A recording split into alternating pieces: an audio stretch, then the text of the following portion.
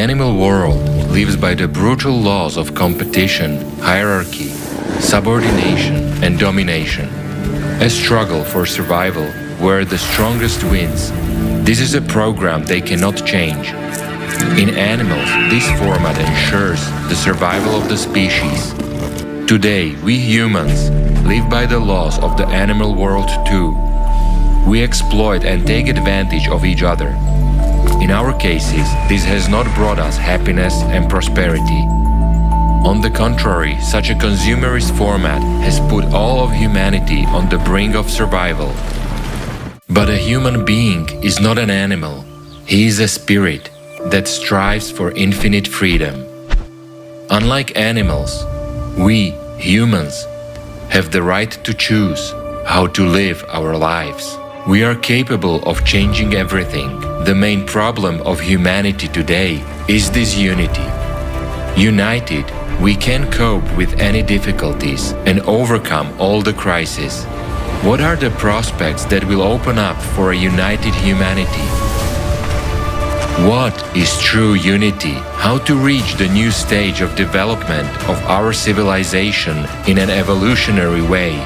Watch on November 13, 2022, Kaleidoscope of Facts, the phenomenon of unity. Initiated by participants of Alatra International Public Movement from Slovakia and Czech Republic.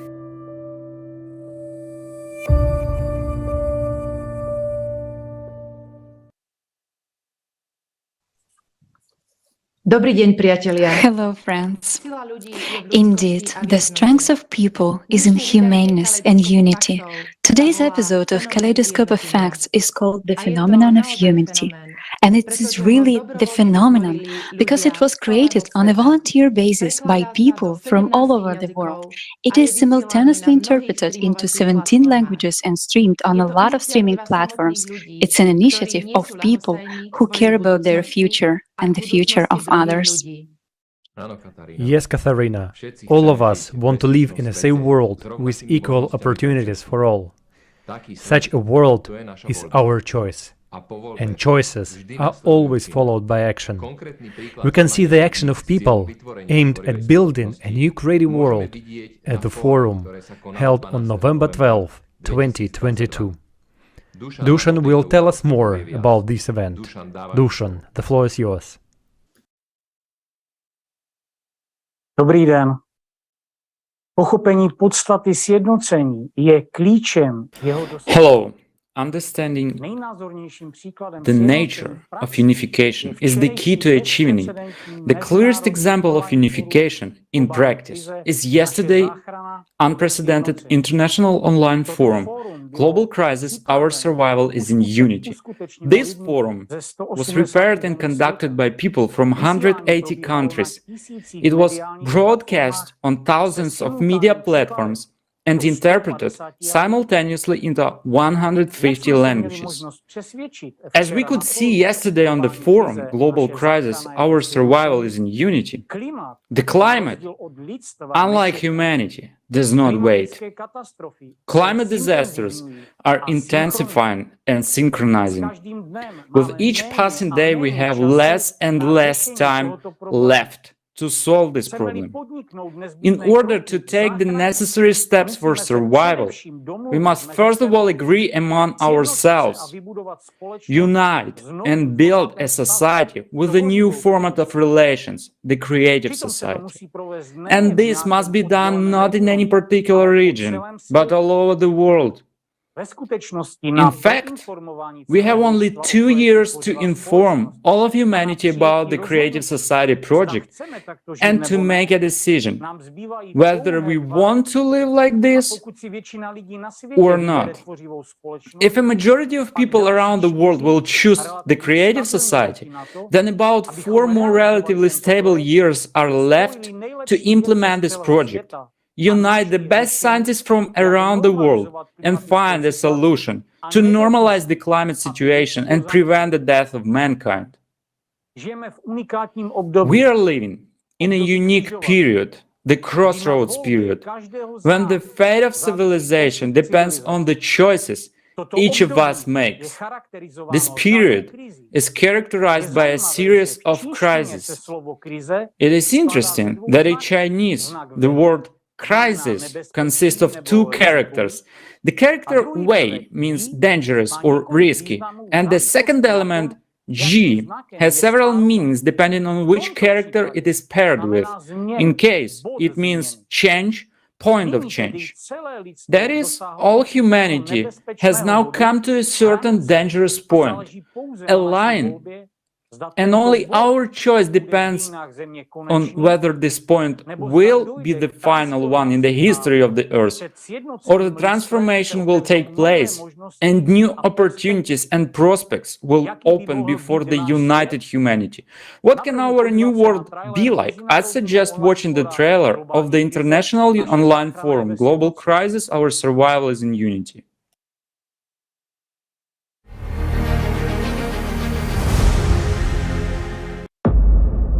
I offer you life in a new world.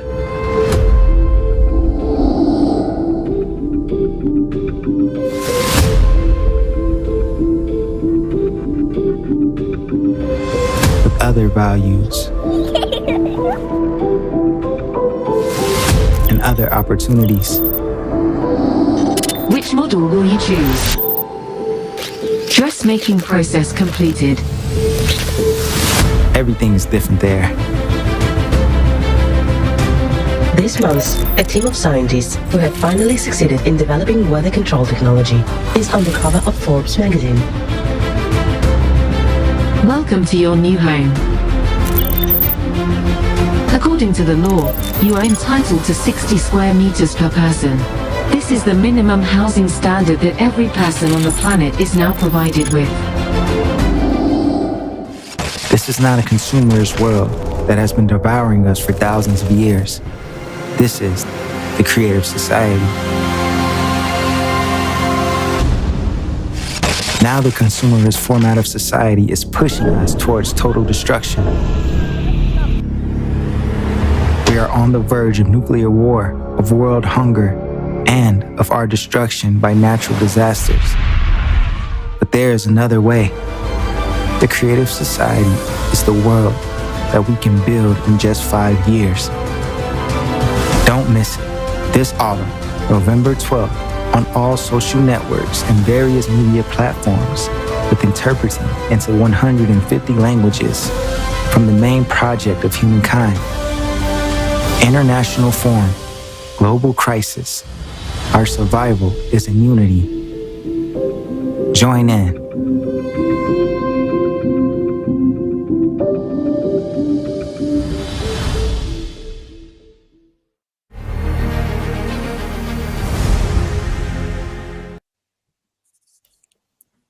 We all want not just to save our lives, but to live in safe, comfortable, secure, and happy society. It is this common desire that unites us in one goal. Each of us is unique. Each has talents and strengths. Each has something to offer. Each of the 8 billion people living on this planet today can contribute to the solution of how to overcome all the crises that we face today. Thus, a united humanity that puts human life first, that begins to protect life first, has the opportunity not only to save the planet and life on it, but at the same time to lay the foundation for a leap forward in the evolutionary growth of an entire united civilization. And therein lies our survival. Our strength is unity. Each of us knows very well in practice what unification means. After all, even to solve some simple problems, we act together with different people every day. It is an integral part of our daily lives. The more united we are, the more effective the result. The unity of a group of people multiplies our common potential. Together we can overcome any difficulties in crisis. But we need to understand the mechanism by which true unity occurs. And that is what today's kaleidoscope of facts, the phenomenon of unity, is about.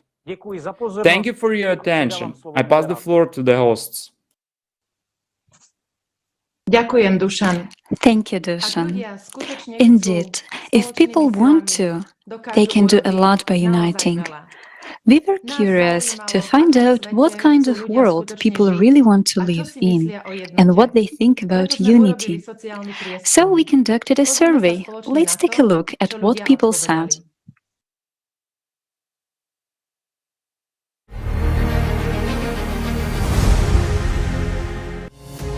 International Social Survey exclusively for the Kaleidoscope of Facts, the phenomenon of unity.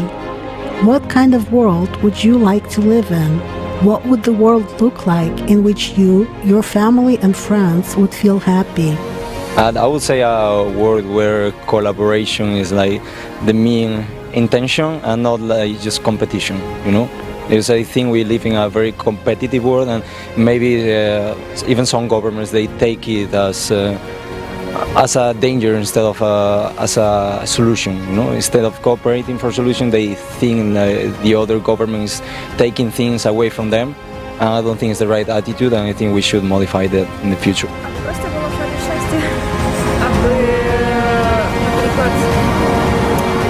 So that happiness would just reign everywhere. So that, for example, as for my family, we should at least understand each other at all times. And so that friends would be friends without expecting anything from us. Or vice versa, on my part. So that friends would be friends and I would not expect anything from them. I don't know, some advantage. So that people would act according to common ethics. Well, since I am not living in my own country anymore, I would say that I don't like borders, so I would say I would like a world where everyone can travel freely and explore and get to know new cultures. And so that our life priorities or values, instead of being focused on money, business or career achievement, we should figure out what's really important in everyone's life. To really live in a world where such classical values prevail as love, friendship, respect for elders and for a human as such, and to keep one's word. When one gives a word to someone, they should actually keep it so that there is no lie or deception. To really walk firmly on our own path as one feels in one's heart, that's what we should do. We don't want to be ill-treated, so let's not treat others badly either. More love toward ourselves. We certainly lack love and the understanding that we were once fully human in the earlier times. We were more cohesive. We used to talk to each other more, but now everyone is looking at their phones. No one cares about anyone. Everybody is indifferent to everything. I advise you should start first of all with yourself. Put more love into everything. Smile all the time as you do now. And to notice more people around you. What do you think unification and unity mean? It would be great if the world would change so that we could really strive for a better future, so that we could really enjoy the little things, so that we could live in peace and in accordance with the saying, live and let others live. We should appreciate nature and all that comes from it. Try to live in an eco-friendly way. Not to live a consumer life, but to use only what we need for life. And according to this saying, it is possible that the food we eat would not become everything for us. We do not live to eat, but we eat to live. I suppose it would be ideal if in society a person could feel that people listen to him. If there would be someone who understands this person, someone he can look up to and see an example to follow. And even if a person is not a role model for others, or he does not see eye to eye with those around him, then people should still understand him, and he should have nothing to be ashamed of. A world in which I would be happy would look like a world where everyone loves one another, where there is no prejudice and there would be equality. Well, we will have to change the way we see that. I think a lot of people are very egoistic in that way. Like they think of themselves and they just want to move ahead, and they don't think of the other people. So yeah, we will have to be more empathetic towards other people in order to think of people in general more. Well, the way it should look is for us to live in peace. It's the world where people would love one another and be honest with each other and be tolerant. In your opinion, how important is it for people to unite? Unification of people. It's important to remove prejudice between each other, because if it doesn't happen, people will never unite. But we need to unite and tell each other about our values, goals and fears, and then work on them. For me, unity and unification means when many people, even though they have different opinions, they will eventually be able to respect each other's opinion, accept each other, find some common ground and just walk in the same direction. That is pulling at one end of the rope. It is very important that we unite while recognizing that we are all just like unique snowflakes, but even a drop in the sea can create, shall we say, a monsoon. So I think we are one in essence. The question is how we understand it, and that we should actually realize it, and to love each other.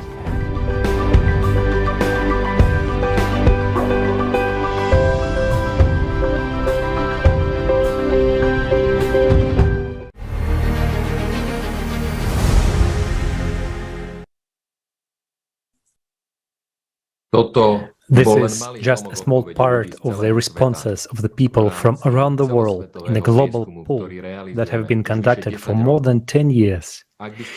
If you were to answer these questions for yourself, we are sure the gist would be the same. 99% of the world's population strive for happiness and world peace. However, our daily reality looks different. Let's watch this video. Divide and rule, the servants of the devil say. Unite and reign, say believers, turning to the one God, the Savior of humanity. Competition, rivalry, a struggle to achieve greater benefits, advantages. Dominance, fight for territory. All of this is inherent in the animal world and allows it to survive. The term competition in biology refers to the negative interorganisms that occurs when a resource to survive and reproduce is in limited supply. Competition can take place both within one species and between different species. Interspecific competition has many examples, from dogs fighting over a bone to deer clutching their horns in a fight for a female.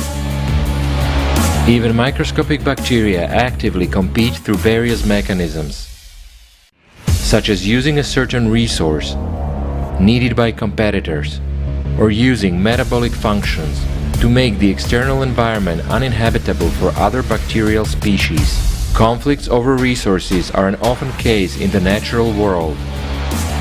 Competing invasive species such as stink bugs, carp beetles, ash emerald knotweed, garlic mustard, Asian carp, and zebra mussels can eliminate native species and considerably disturb the ecosystem. Scientists estimate that lichens produce more than 500 biochemical compounds that kill microbes, control light, and inhibit plant growth. Biological competition sustains life and strengthens the gene pool. More competitive organisms are more likely to survive and pass on their advantageous genetic traits to offspring.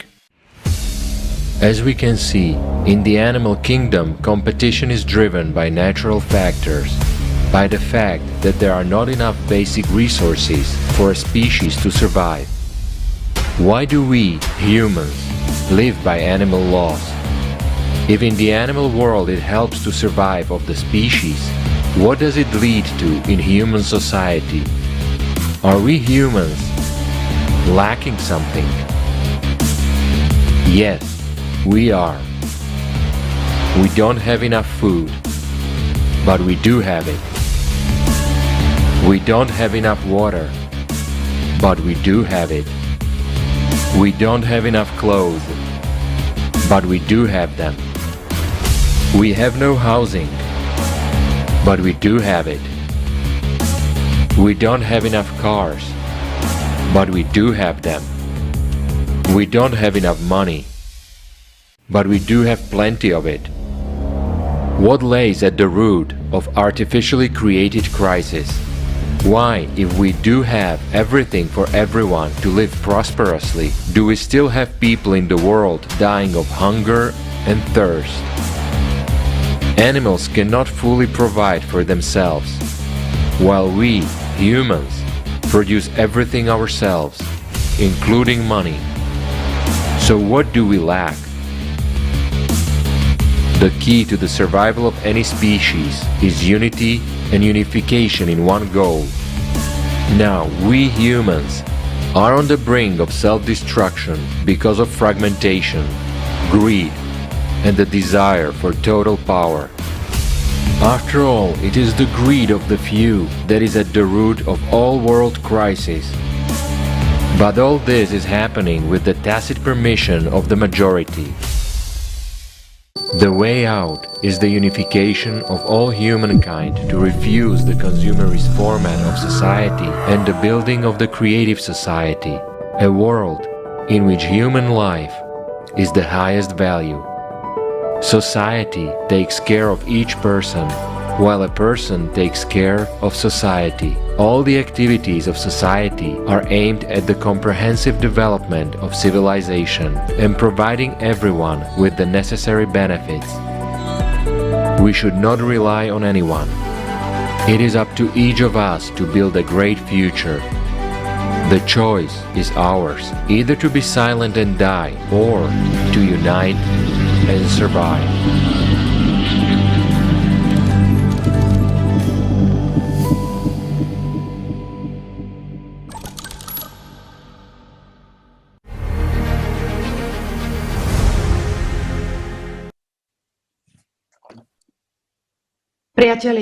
Friends, isn't this absurd?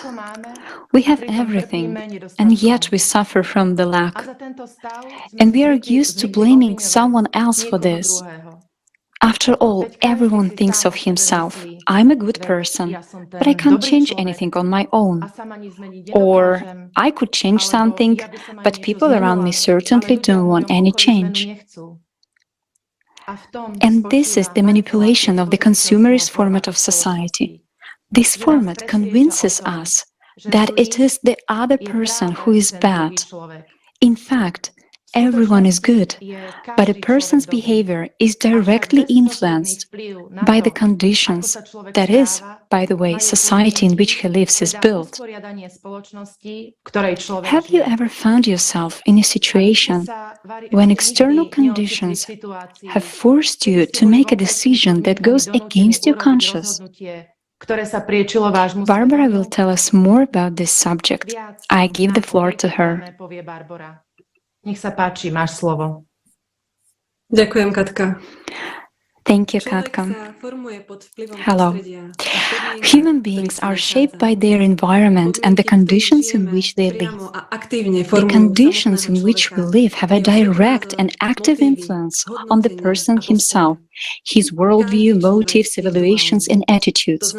Every human being is dual, which means that they have both a spiritual and an animal nature. In simpler words, both good and bad. Which nature we develop and support, that will grow and dominate in us. Society and its conditions play a great role in what will dominate in us. They contribute to the development of either good or evil in a man. Look at our modern society. The 21st century is the century of information, when every human being is exposed to a lot of information from every side. But what information is offered to us? Take the media, for example. What are they trying to foist upon us through them? One pure negativity, emotions, division everywhere, propaganda of violence, propaganda of not humane but bestial. These are the images they impose on us. Absolutely perverted values. Many people can hardly tell the difference between goodness and evil, between good and bad. Analytical thinking has been replaced by clip thinking. Many people are unable to analyze a problem, find cause and effect. They bluntly accept all information without thinking or asking questions. An image of a passive and irresponsible person, an image of a victim, is formed quite deliberately and actively.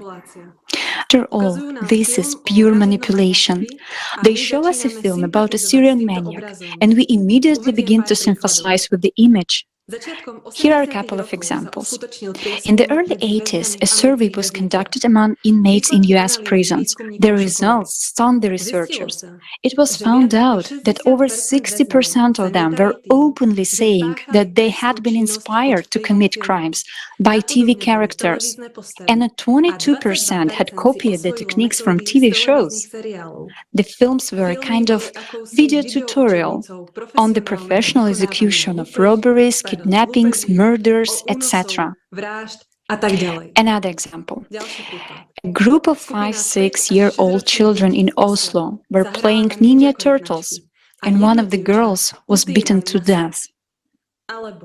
Or another example, young children in New York threw their friend from 12th floor after seeing a similar scene in a film.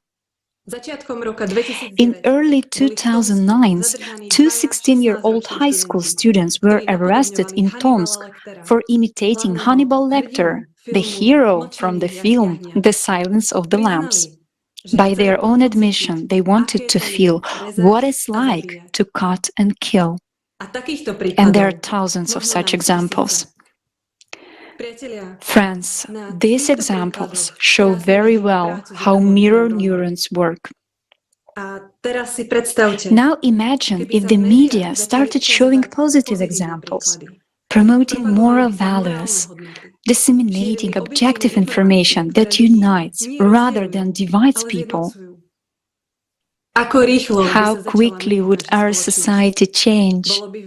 It would become fashionable to be kind. But now, unfortunately, it is fashionable to be bad. Take music. After all, music can be an outlet for human beings. It can help them to find harmony, inspire them to be good, or vice versa, can provoke emotions, depression, or sadness. In today's world, there are many bands that use explicitly destructive music, openly and without shame, glorifying violence and Satan. In their lyrics, they call people to torment, to use alcohol and drugs, and even to commit suicide. They impose a certain image on us, which we copy by calling them our idols. Or take signs and symbols.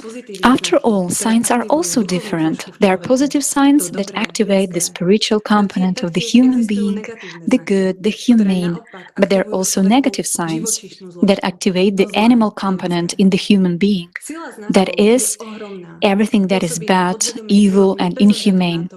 The power of signs is immense. They work on a subconscious level, irrespective to whether the person is aware of it or not. Let us take a closer look at some signs and symbols. The modern consumer format is based on hierarchy. The hierarchy is well illustrated by a triangle pointing upwards. It is the symbol of power of priests and politicians all over the world, over the people.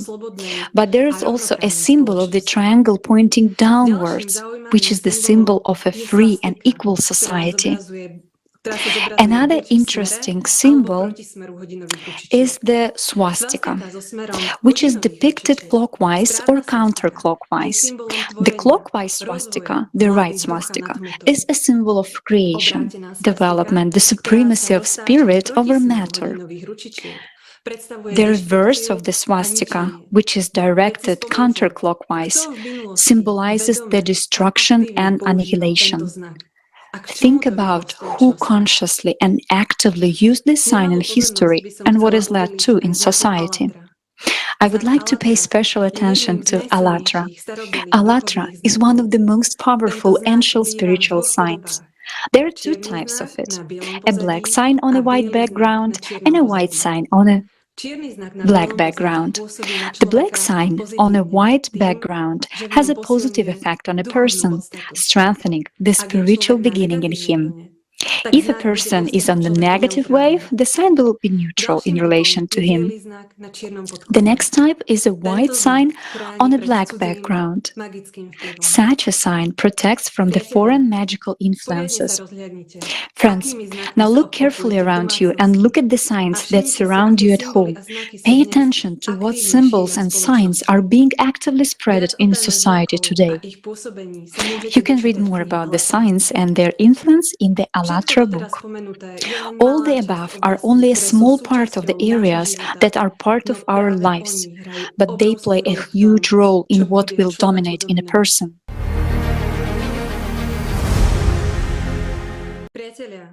Friends, 90% of people are shaped by the conditions of the society in which they live. It's 90%. So why is a man turned into a beast in our society? It is because we now live in a consumerist format, which is built on stimulating and supporting exactly the animal part of man.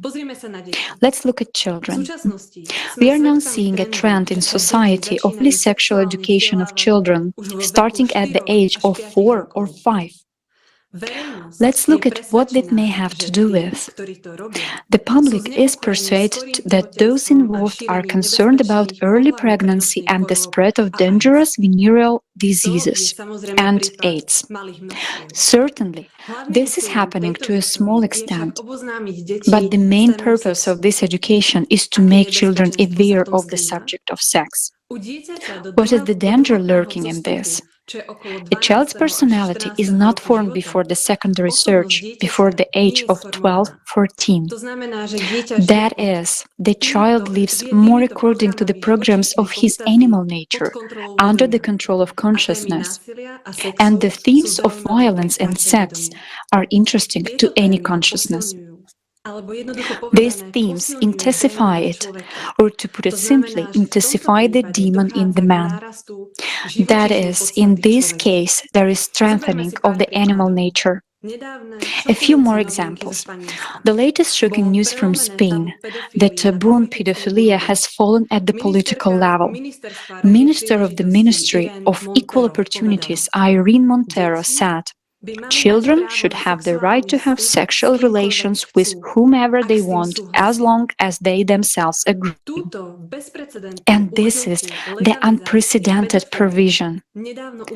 In fact, the legalization of pedophilia was recently legalized by the Spanish Parliament. Another absurdity we see in Africa, where 6-7 years olds are given guns. Canadian soldier, politician, humanist and author Romeo Dallaire, who met child soldiers during the Rwandan genocide, reports that in many African conflict or post-conflict zones, more than 50% of the population is under the age of 18. One of the reasons for using child soldiers is that they are considered expendable, they are easy to replace, and they are not expensive to maintain. They are also more psychologically malleable than many adults who already have more mature personalities. Because younger children in particular have a less developed sense of fear, they may be preferred to adults, as children easily perform the most dangerous tasks without critical reflection. The personality of children and adolescents is still forming, so they are easily manipulated and controlled because they are dependent on adults. And this is normal. After all, as we have already said, until the age of 12-14, the child's personality is weak, and instead of society protecting it from violence, external negative influences, and showing only good examples, the natural development of the child is deliberately disturbed, and ideas are imposed that if today you feel like a girl, if today you feel like a girl and tomorrow a boy, it is okay. That it is okay for a child to have a weapon in his hands. Do we realize what kind of generation we are raising? In the future, it will be almost impossible for such an individual to free himself from the domination of consciousness. It restricts a person's personal freedom and deprives them a choice. For those who rule this world, it is very beneficial, but not so much for the individual and society, because a man becomes a slave of his demon, and consequently a slave of a system, which chooses the way of life one lives. Because the human being has practically no power to resist his demon, strengthened in childhood, and to get out from under the power of the system. Consider the social experiment conducted by Scott Fraser in 1974 among primary school children, the so-called social Halloween experiment. The experiment consisted of 3 parts, A, B, A. In the first part A, children played together without masks. In the second part B, children wore Halloween costumes, and in the third part they played again without costumes. The result was unexpected. Whereas in parts 1 and 3, the children played naturally and normally. In part 2, there was a high increase of children's aggression, more than double the baseline. When the costumes were then set aside, the level of aggression dropped below the baseline. Scott Fraser thus challenged the idea that people who do bad things are inherently bad people. After all, the same children participated in the experiment, showing aggression only in the part where the costumes were used. That is, the experiment proved that under certain conditions, children can be made to violate social norms. How does this mechanism work? Why do masks and costumes encourage people to violate moral norms and principles? It works not only with children, but also with adults.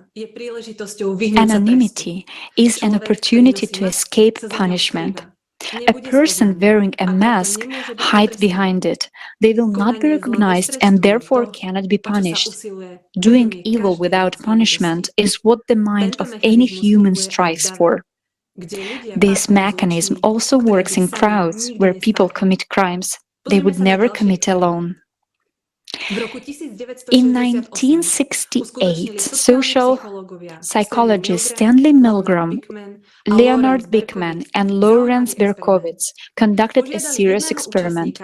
They asked one participant to stand on a street corner, gazing into an empty sky for a minute. The rare passerby stopped to see what the guy was staring at, but most paid no attention at all. Next time, the psychologist put 5 watchers on the street corner. Now, 4 times as many people stopped to stare into the empty sky.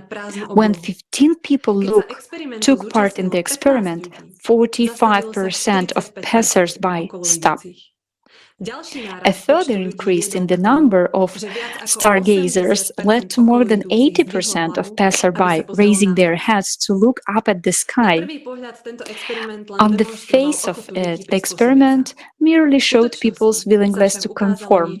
In reality, however, it revealed something else, the concept of social validity.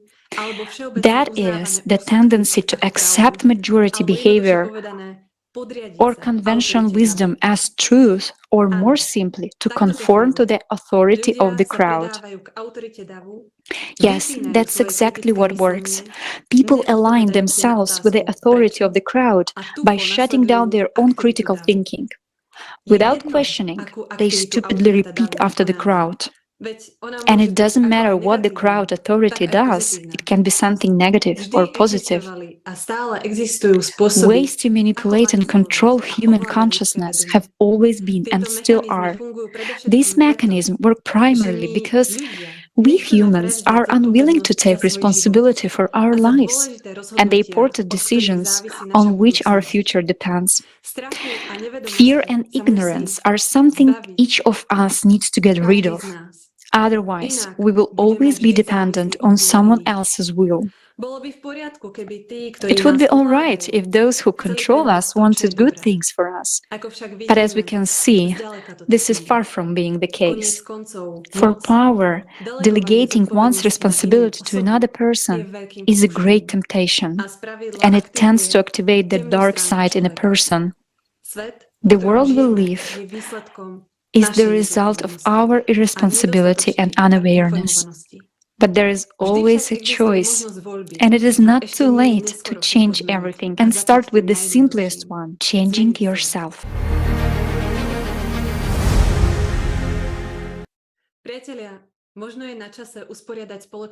Friends, isn't it time we formed a society that encourages all that is good and humane in human beings? After all, what is society? Society is me. It is you. Society is us. And what it looks like is our collective business card. If there is something wrong in society, then it is my fault. The only question is, what can I do to make the situation change? The answer is simple. Take responsibility and be proactive. When I'm not shifting responsibility to someone else, I'm solely relying on myself and on what I can do. Then I do the best I can, based on my abilities.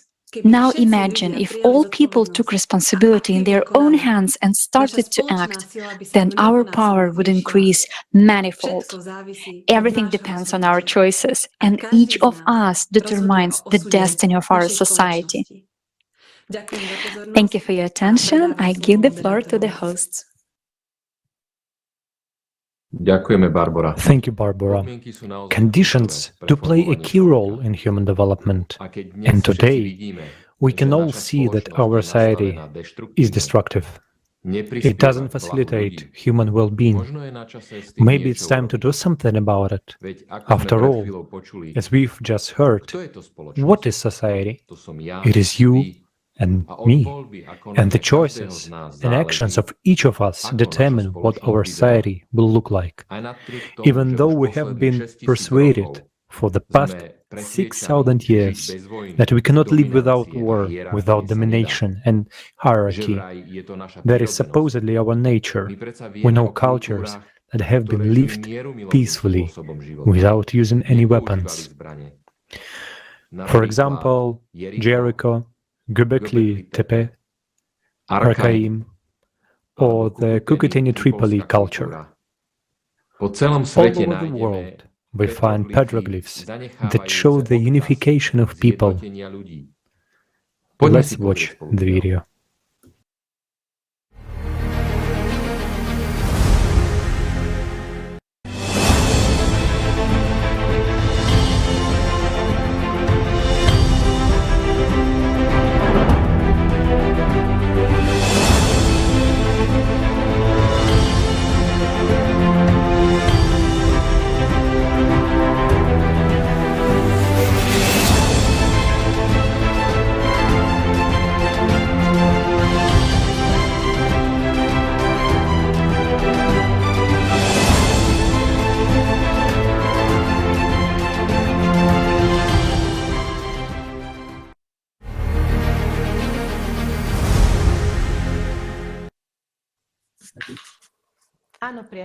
Yes, friends. As we can see, peaceful coexistence is not utopia or even fantasy. It is indeed possible. The evidence for peaceful cultures exists. That is, if humanity was able to do this once before, then why do we think it is unrealistic today? After all, we all know what it is like to bring people together for one purpose, such as in work or sports teams. Let's hear some specific examples of unification in practice.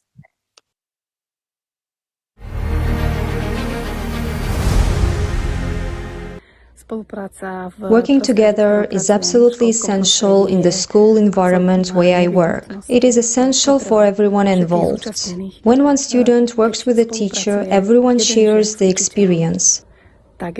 When the whole class works with the teacher and the teacher works with the students, it's great. But when the entire faculty works together, Projects like this one are created, and there is a work environment and relationship that helps everyone move forward. Ultimately, this brings about meaningful results for everyone. That we help each other, that we complement each other, that there is no competition or attempts to dominate over someone.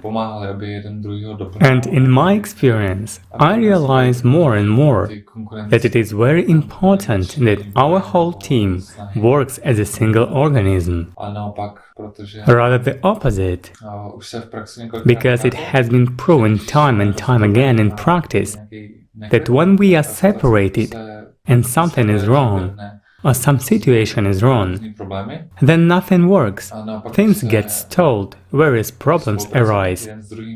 And conversely, when we cooperate in various ways with each other and between groups and teams, new ideas arise. There arises something that ultimately makes life easier for everyone, and everything happens in a better way. I would say that it is very natural for us as people to find ways to make life better for each other, so that we, the whole society, can live better. No matter how brilliant a professional may be, without nurses, without ward attendants, without barmaids, without those who run tests and so on, the most excellent surgeon turns into nothing. No matter how accomplished you are, it's always about teamwork. If all people are united by one goal, it allows the team as a whole to work cohesively and provide the best possible and most effective treatment for the person. There was a clinical case where we treated a girl. At that time she was 16 years old, and she had a huge tumor, about the size of a soccer ball, and she was denied surgery in other clinics. They were unable to do it, and we did it. We operated with a large group of people: urologists, gynecologists, surgeons, and traumatologists were working together for almost 12 hours. And so, in a well-coordinated, friendly, step-by-step manner, we were able not only to remove this illness from her body, but also to make her fully functional later on. So, often the first thing you see when a fighter is victorious and they get the microphone, the first thing they will do is to thank the whole team, their coaches, their teammates, their training partners, because without them, they wouldn't be where they are. And also, a lot of fighters thank their opponent for giving them the opportunity to showcase their skills and pushing them to the limit, because with your opponent, you make each other grow. So no matter if you won or lost, your one experience richer and it made you into a better fighter for your next fight. So forming a strong team is super important, because there's this saying, if you want to go quick, go alone, but if you want to go far, go together. It's easy to put up short-term goals, but I think we need to create a healthy lifestyle. As a fighter, for example, I'm doing this for life, so I need a strong team that helps me, that keeps me motivated, that keeps me healthy, injury-free, and so on, to get to where I want to. And also, a good coach, a good mentor is super important to be successful in not only sports, but really in anything you take on. My name is Latka, and I am symphony orchestra performer. In particular, I play a beautiful musical instrument, the violin. What is extremely important in our work is the idea of unity. There can be 100 people in an orchestra, sometimes more, sometimes less. The idea of unity is very important, because if we don't play in unison, then nothing good will happen. The concert will never go well, and we will never communicate the musical experience to the audience. It's very important to hear every performer in the orchestra, no matter what instrument they are playing, whether it's the winds, the strings, or the battery. Everyone is important, because without them there would never be the flow of sound that we want to achieve. So I think this is a very good parallel to the idea that the whole world is talking about now, that we need to unite so that together we can create a beautiful result.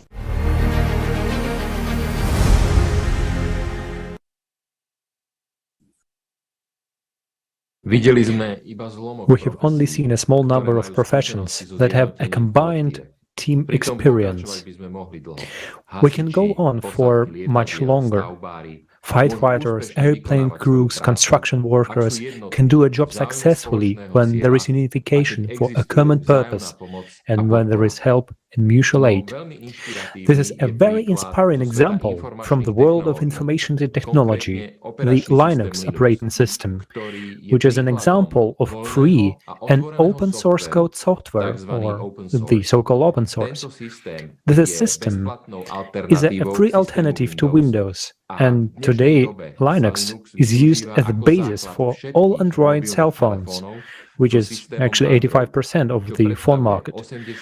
At the same time, all over the world, 500 largest supercomputers and 39% of servers on the internet run on Linux. The system is still freely available and everyone can not only use it, but also improve it. It is now common practice for large companies to pay developers to improve Linux for their own use, and those improvements are freely available to everyone. This is how engineers and enthusiasts from competing companies work together to improve Linux. People have come together in this way, regardless of nationality or corporate interest, and together they have created a system that no single company could have created alone. In this way, the unification of the group of enthusiasts have changed the software world. Yes, Robert, that's a great example of how unification works in practice. We can certainly find many such inspiring examples. Everyone inside of themselves gravitates toward that kind of unification and collaboration. And Oliver Enkamp, a mixed martial arts MMA professional from Sweden, will tell us more about it.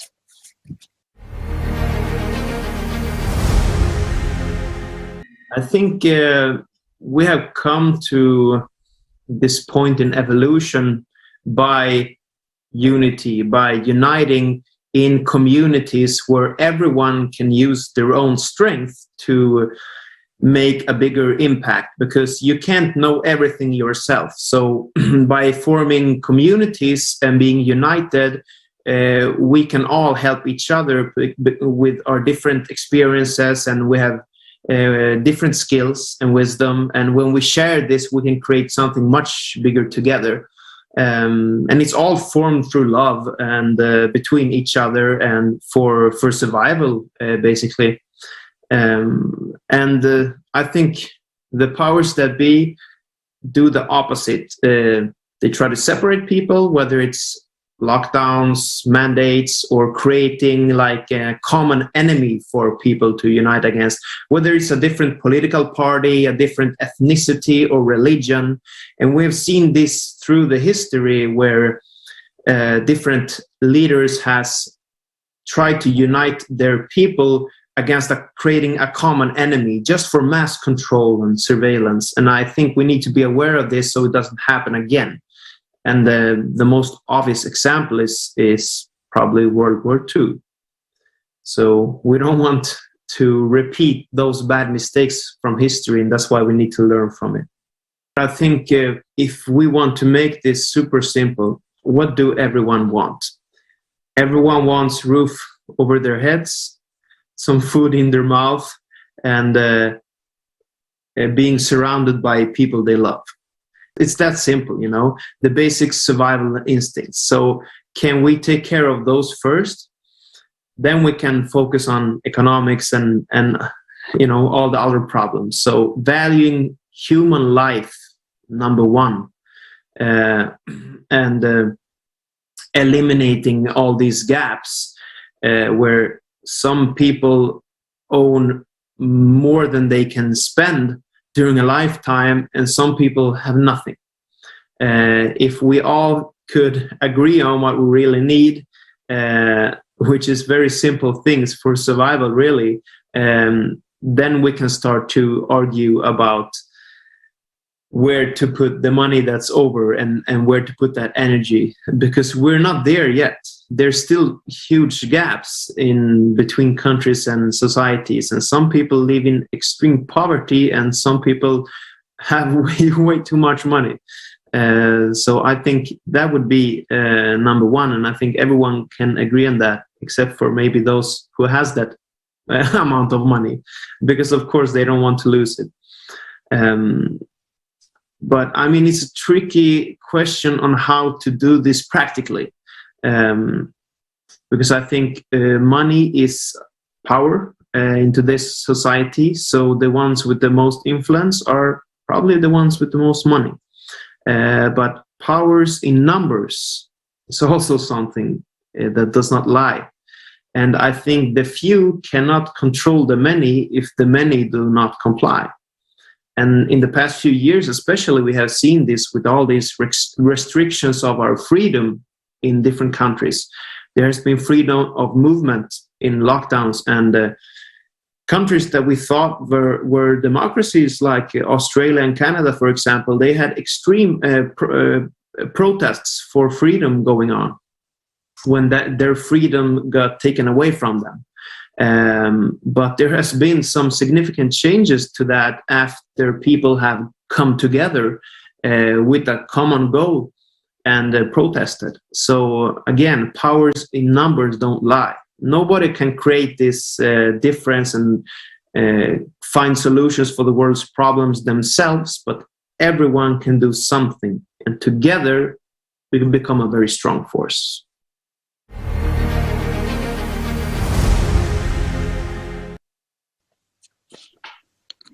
Thank you so much, Oliver, for your very inspiring words. Now let's listen to the experience of an astronaut who was on an international space station.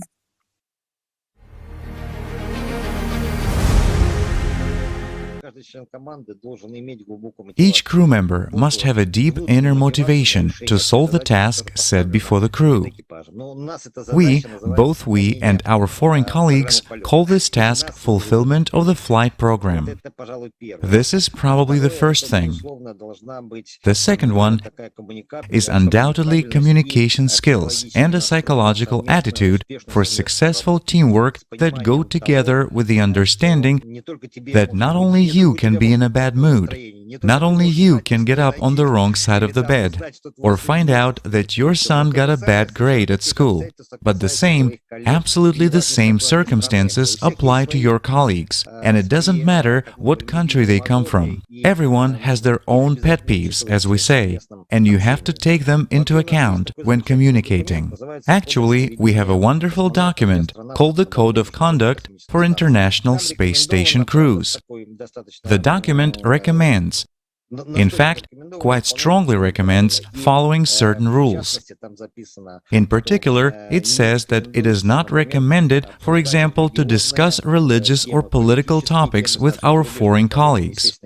Of course, foreign colleagues are meant, and in general, to discuss all those topics that may disturb the state of equilibrium on board.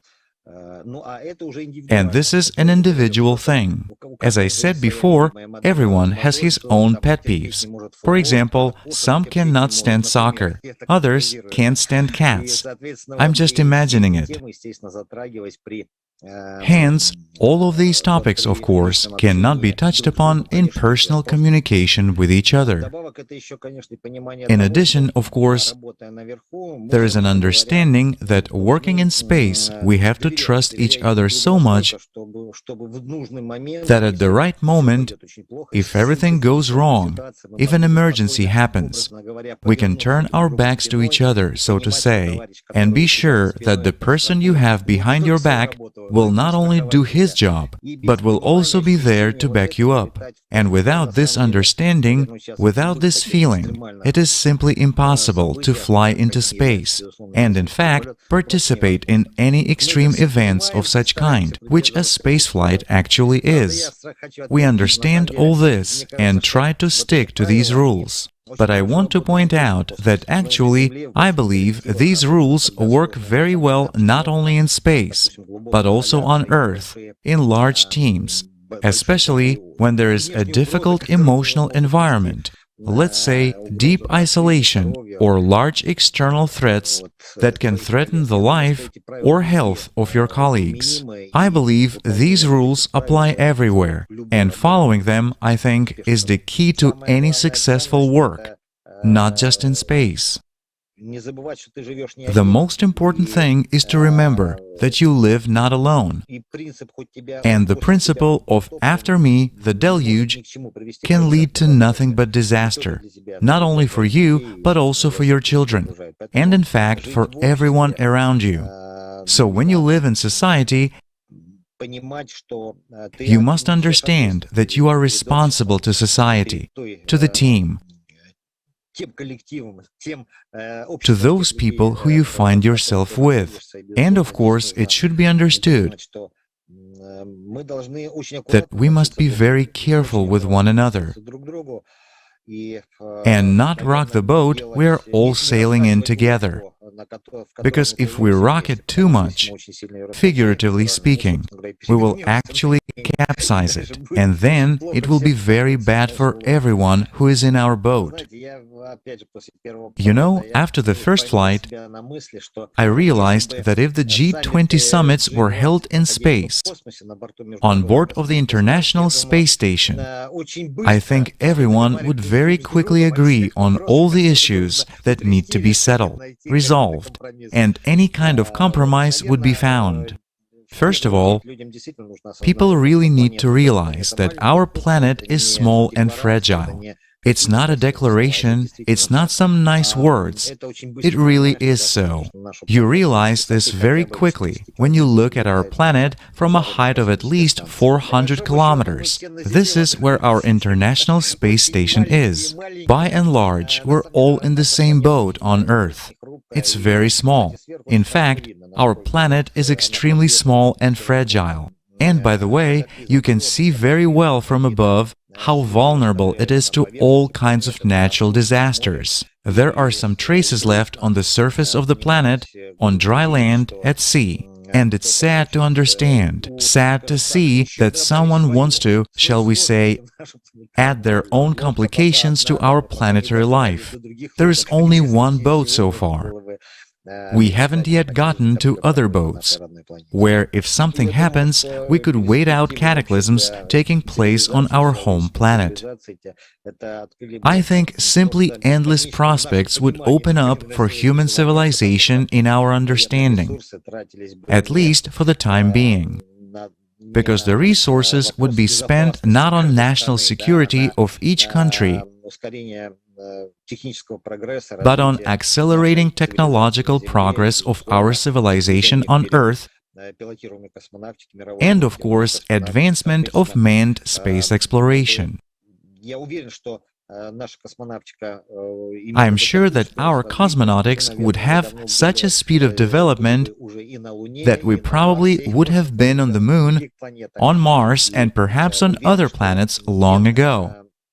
And I am sure that the knowledge we will get, we would have got, or in this case, will get in the future, will help us make our lives even more comfortable, safer, and perfect in all aspects.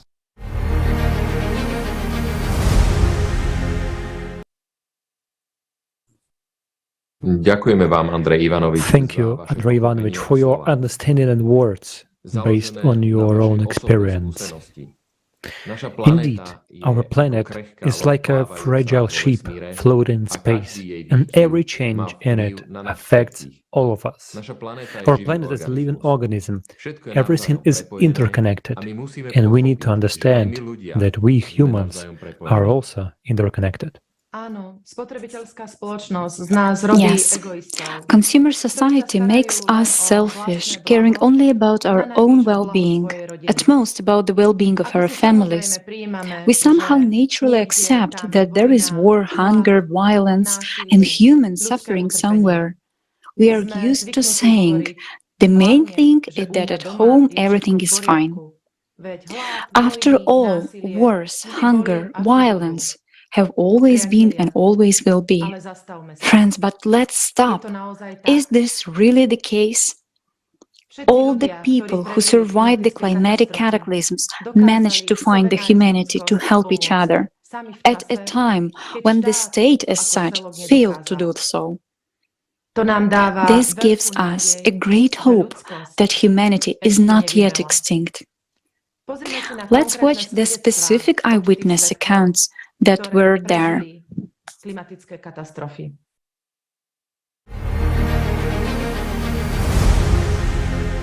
People are pouring out with love. Like, what can I do? What can I do? I will be there. I had a girl drive all the way from Lexington, which is almost 2 hours from where I live, just to drop off clothes to a girl that lives here in Bowling Green.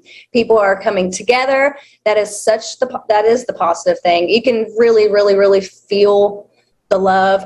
I'm not going to say this happened for a reason. Nobody deserved to lose anything, but there is really something beautiful coming out of it. People are really, combining forces and just coming together, and it's really, really a beautiful sight to see. People are, getting translators for the people who need help. We're making sure that people of all different ethnicities have what they need. Some of the residents were talking about how the nurses in there, when that tornado hit, threw their own bodies on top of them to protect them from debris. So they're shielding them with their own bodies, which is crazy story to think about, just crazy to think about. And I just know everybody who showed up there was just trying to help in every way they could. I wouldn't be surprised if there was over 100, 150 people that were just there to help. Really, it was instantly. It was no matter what was going on in anybody's lives at that moment, it was like humanity just came together to make sure everybody was okay. A colleague of mine who is also a journalist, and his brother was affected by the flood, he wrote an article on his social media account saying that I was sad to see the disaster, but when I saw the reaction of people, I saw hundreds of young people with cranes. They had cranes and they brought their vehicles to help people remove heavy objects and to just open the path for rescue teams. I saw hundreds of people who were bringing hot meals for the people who were affected. I saw many people who were bringing extra utilities that they have at home to provide this to the families. I went to a Punjab retail store in Surrey, British Columbia, and that gentleman graciously just told us to take what we wanted: 50 blankets, 50 sweaters, and hundreds of socks and so on. I mean, the people were very kind. Of course, like when this disaster hit, people within the areas helped each other, especially in searching for the lives that had been lost in the floods. They were the ones who started excavating until when the government got to know and they brought some tractors to help remove the large volumes of sand and stones. But people have been so helpful to their fellow friends, because even at the moment, those whose houses were destroyed have not been they have not got other new houses, so they are staying in the relatives' houses. So I think they have been at the forefront in all of this. For me, it was really a surprise. I thought it would not be so much, but it really was amazing. You saw it in the first few days and couldn't believe it, that people are so good and how they got together. There were one batch of people, one community with each other. regardless of the government, no matter what. They just held hands and said, "Come on, you can, come on and come on. You need to pick up your clothes from the house, come on, I will take you, let's go." It was impressive. People stopped working, including me, because in the early days I helped a lot. It was very difficult for people. But it also has positive aspects. For example, those people who stayed, who helped each other and were like a support. Also, with the donations that I told you about, that people brought when they said stock, they decided to create a stock at some places that were set up as a stock.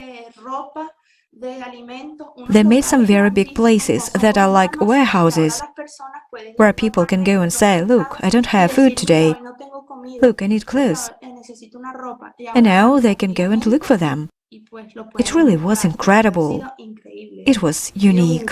As far as Colorado goes, it's incredible people from all around the world that I think are pitching in for us. I know that there is, I can't think of the exact name. I'm currently not in Colorado right now, but they have local restaurants all around the community that families can come in and either pick up food to go to take home to their families, or if they want a night, to dine in, that they can have that as well, for free. And that might sound like it's not really a lot, but I think for a lot of us, it's a lot to not have to worry about what we're going to do for dinner or lunch. Filipinos are very, when there's a calamity or any problems, Filipinos help each other. So the government officials, even the citizens, everyone, like, they help each other. They just give a helping hands, like giving the food, even a small amount of money, food, or sharing anything, whatever they have, they could offer. It's just like, we call it bayanihan, like helping one another. And that's how Filipinos survive.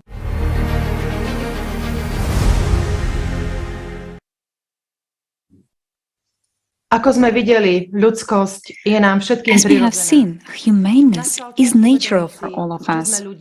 The time has come to realize that we are human beings, not animals. These cataclysms were local, but there are global cataclysms coming quickly.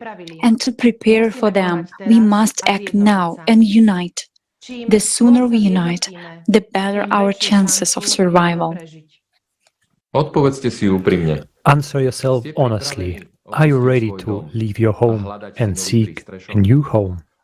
Or are you ready to accept people who have had to leave their homes? When we realize that the highest value is human life, the question, do I have to help someone? Will someone help me? Will no longer be a question. In the report on the problems of consequences of global climate change on Earth, effective ways to solve these problems, which was published in 2014 at allatra.science, we read, if people from different countries start to unite independently to address various issues, regardless of nationality, religious beliefs, social or other status, outside of political and priestly systems, which are aimed at dividing people, then in a short space of time it is quite realistic to build a global society of creation, the basis of which will be universal spiritual and moral values.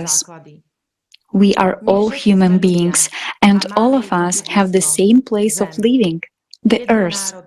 One nationality, the humankind. One common value, life, thanks to which we can worthily attain self-fulfillment and the meaning of our existence in the highest spiritual and moral aspect.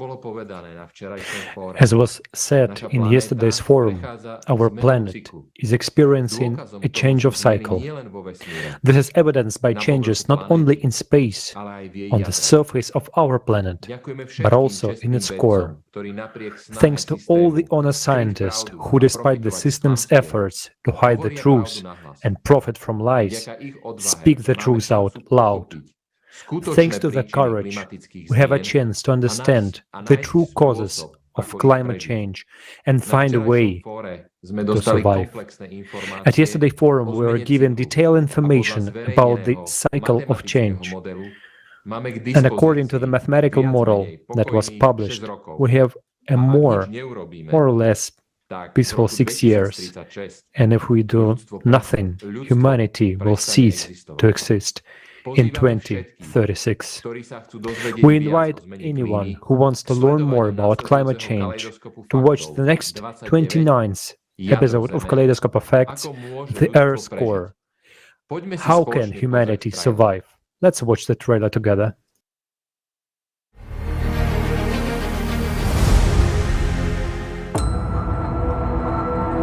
The core, the heart of our planet. Its movement creates the conditions for life on Earth. But every 12,000 years, the planet's core fails. It's hard to imagine that such a massive dynamo as the core could fail. But now, the world's scientists are watching with horror what's happening in the bowels of the Earth. The red hot magma, awakened by the vibrations of the core, is bursting to the surface. The real nuclear threat. What is it actually? What affects our core every 12,000 years? What do changes in the magnetic field cause? What happened to the atmosphere of Mars? And will it happen to the Earth? Will the moon fall to Earth? Can the destruction of the planet's core be stopped? Will we be the last people living on Earth? It's time to bring the truth back to people. On December 13, 2022, watch this and much more in the Kaleidoscope of Facts. Earth's Core, How Can Humanity Survive? Initiated by participants of Alatra International Public Movement from Israel and Australia.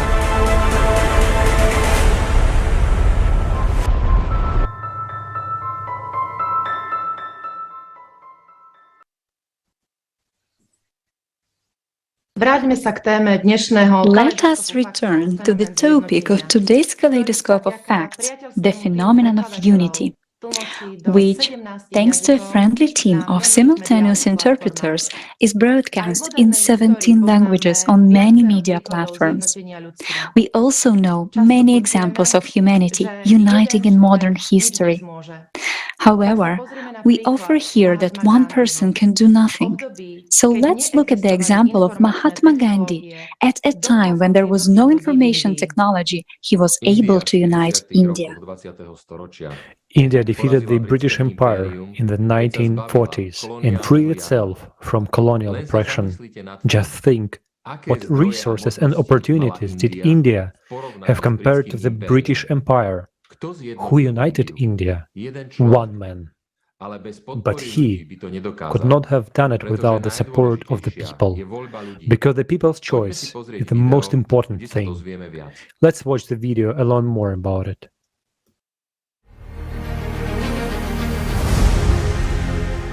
On August 15, 1947, British India was granted independence. The main leader of the Indian independence movement was Mahatma Gandhi. His principle is non-violence. The philosophy of non-violent struggle, Satyagraha, showed its incredible effectiveness. After all, the economic and military power of the British Empire greatly exceeded the capabilities of India. So how did the Hindus manage to defend their rights to independence?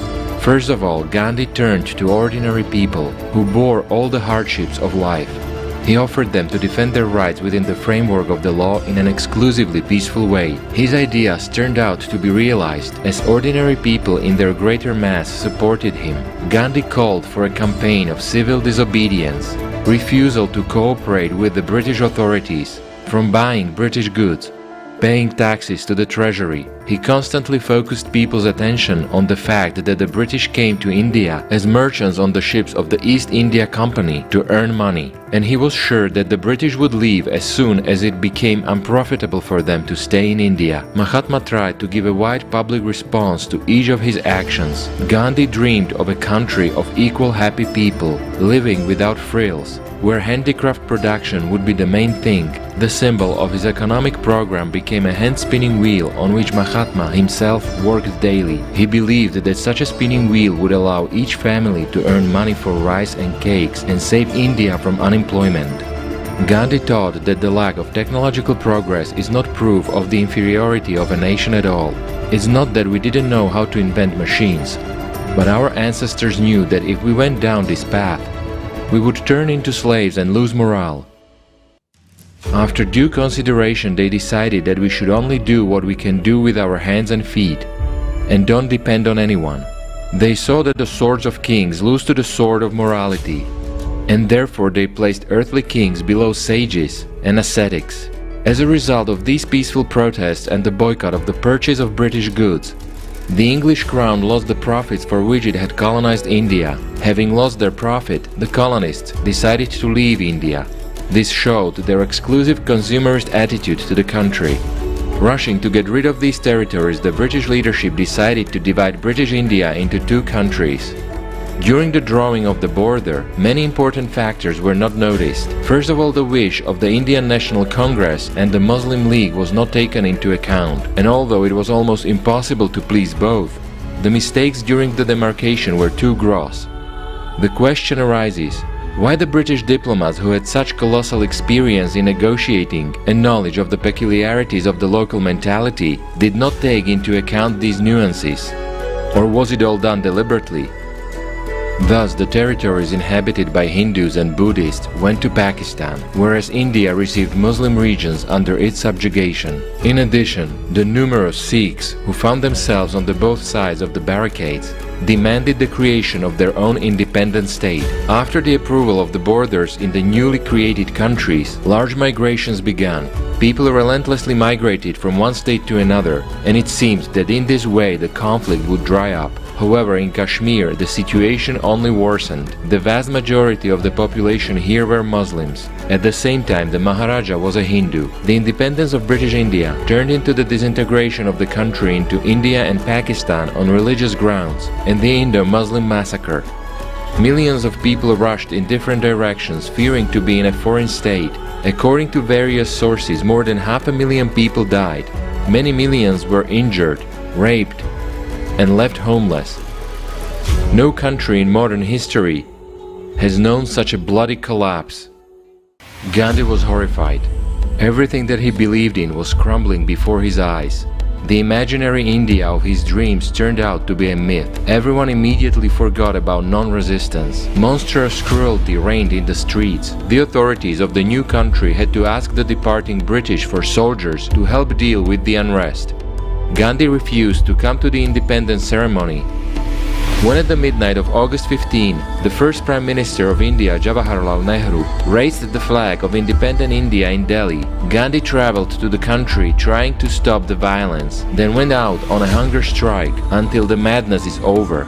His peacekeeping activities irritated the radicals. When Gandhi's entourage convinced him to start eating, he began to go out to the people who usually stood at his house. On January 30, 1948, Mahatma, as usual, went out to the crowd. Then a man quickly approached him and fired 3 times at point-blank range. The killer, named Nathuram Godse, turned out to be a member of the Hindu group, Hindu Mahasabha. India would begin to develop large-scale industrial production, forgetting about the hand-spinning wheel. It would create an atomic bomb, which Gandhi considered the weapon of hell. It could not even occur to him that the Indians would begin to develop it. Social stratification and caste prejudices have not disappeared. There is no Sarvodaya in India. Mahatma remained statues in the squares, pages of history books, Of course, Gandhi's role in the national liberation movement is huge, but he could not have done anything without a huge support of people. Those who do not know their history are doomed to relive it again.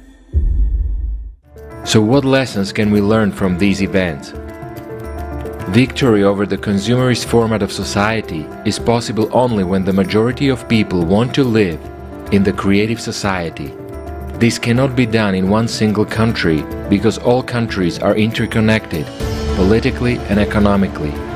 Gandhi's mistake was that he concentrated his activities within the country and did not take into account the possibilities of large geopolitical players supporting the consumerist format of society. If we want to change the format of society, then we should do it all over the world, and people themselves should do it.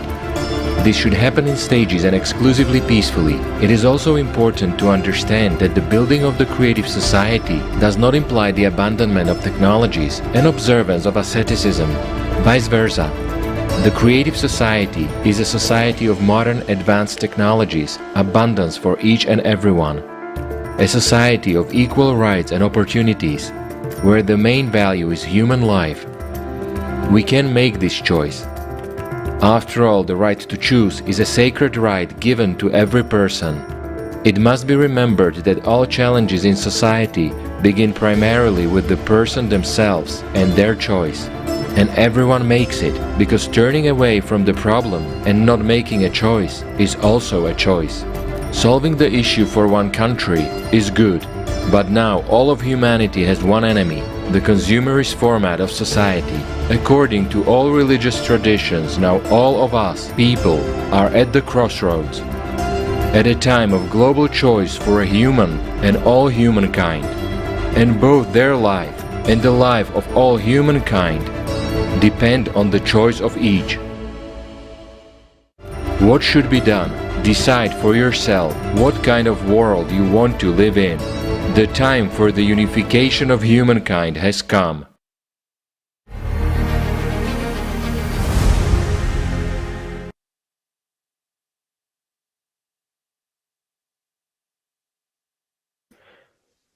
So what lessons can we learn from the example of India? Gandhi tried to do a great thing, but as it turned out, positive changes cannot be achieved individually in just one country, because all countries are politically and economically interconnected. Gandhi's mistake was to focus only within his own country and not to consider the possibilities of major geopolitical players supporting a consumerist format of society.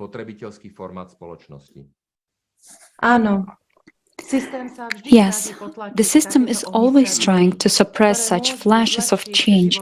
They might improve people's lives. One of the characteristics of the consumerist format is the shifting of responsibility to others. And this manifests itself in the fact that we expect politicians to improve our lives or scientists to solve the climate crisis. And yet we ourselves are capable of finding an effective solution to any problem or crisis we face. This is confirmed by studies examining the wisdom of crowds effect, in which a group of like-minded people achieves faster and more accurate results than a narrow group of specialized experts. And the more diverse and larger the group, the better results it can achieve. Jan will tell us about this. Jan, I give you the floor. Thank you, Katarina. To date, there have been enough studies and experiments confirming the collective decision is more correct and closer to the exact value. Everyone knows the Galton experiment, in which visitors to a fair were asked to estimate the weight of a bull. It turned out that the most accurate estimate was the average formed on the basis of the opinions of all the respondents. Another example of a collective decision. In 1968, the submarine Scorpion disappeared from radar screens. The task to find it was almost hopeless because the radius of the search was 32 kilometers. But a naval officer named John Craven had an idea. First, he created a series of scenarios, version of what might have happened to the scorpion. Then he assembled a group of people with a wide range of backgrounds, including mathematicians, submarine specialists and salvagers, and asked each to estimate the probability of each of his scenarios. In the end, the boat was found 200 meters from the point indicated by Craven's group. In both examples, the participants' opinions were independent of each other. Independence is important to sound decision-making for two reasons. First, it sifts out the errors that inevitably occur in individual decision-making. Second, independent participants will be based on truly diverse information rather than the same, but differently worded information. Scott Page, a political scientist at the University of Michigan, conducted an experiment demonstrating the benefits of heterogeneity.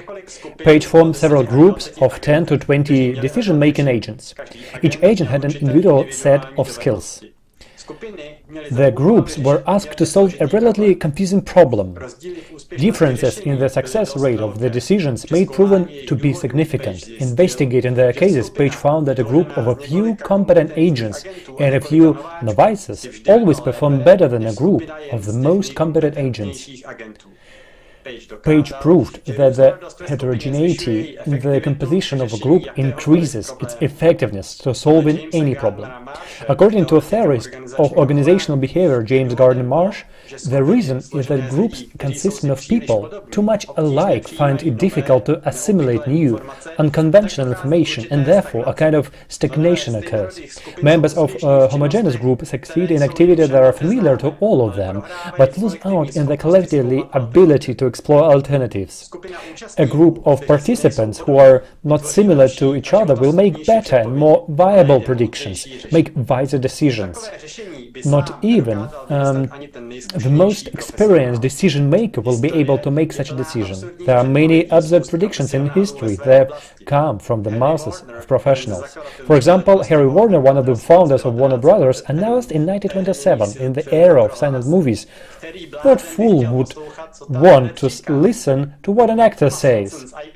Thomas Watson of IBM in 1943 prophesied, "I believe the world market needs about 5 computers." Such missteps can be called amusing misunderstandings and justified by the fact that stupidity is forgivable to anyone. But what cannot be written off is the murderous inefficiency of most experts in decision-making. James Shanto, one of the leading researchers in the US on the nature of professional expertise, noted that in many cases experts generate poor decisions. In his writing, Shanto reports on a series of studies. According to them, the judgments of several professionals in the same field were often completely contradictory, and the decisions of individual experts run counter to the collective opinion of the group consisting of the most competent individuals. Experts are also not strong in what sociologists call calibrating decisions. The calibration of decisions allows us to reliably judge how right they are, and in these, professionals resemble ordinary people. They tend to greatly overestimate their rightness. A study of overconfidence by economist Terence Auden found that doctors, nurses, lawyers, engineers, entrepreneurs, and investors, literally everyone, believed they knew more than they actually did. No matter how knowledgeable and experienced a professional may be, his or her advice and predictions should always be compared with other opinions for the best results. This ensures that the field of potential solutions is grand, because the larger the group, the more reliable the collective judgment. Trying to find the one person who has all the answers is a waste of time. To make an analogy, it's a bee colony that sends out many scouts in the hope that one of them will find the shortest route to the flower meadow.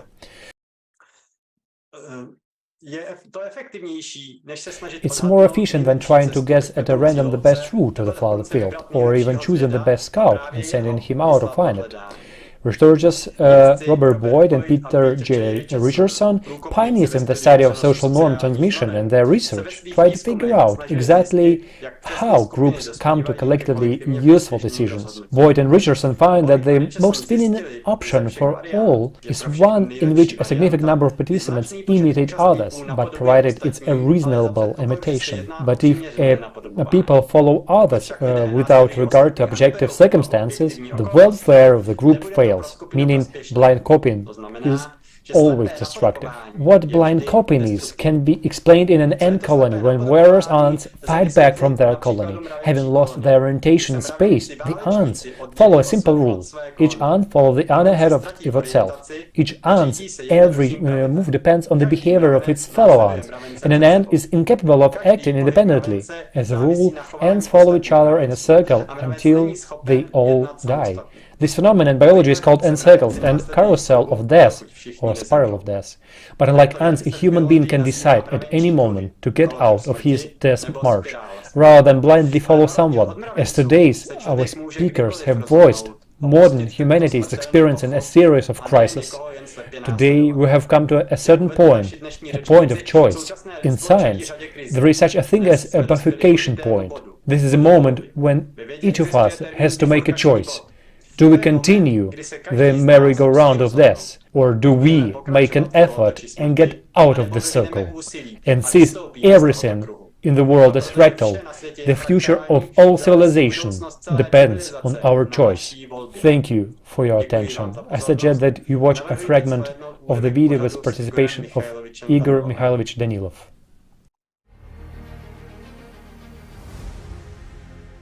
Everything is fractal in nature. Because if we recall system science, they say that when any organisms or ecosystems or communities of organisms reach some critical point of instability, something happens to them. At the peak of their development, naturally, yes, such a moment. A point of instability is formed. Yes. Yes, and it is the moment of truth when a decision is made. Either a species transforms or it will be destroyed. So looking... The bifurcation point, yes. Yes. Humanity has really approached this point, and we all feel this already. We observe it, and there is no time for jokes anymore. We see that indeed, people in the world are as of going crazy. Plus the climate and everything else in the world, the pandemic, all of these things are one on top of the other, and it is really manifesting itself now. Critical instability in society, yes. Absolutely. Therefore, one could say... And something has to be done. And guys, why do bad things if we can do good things?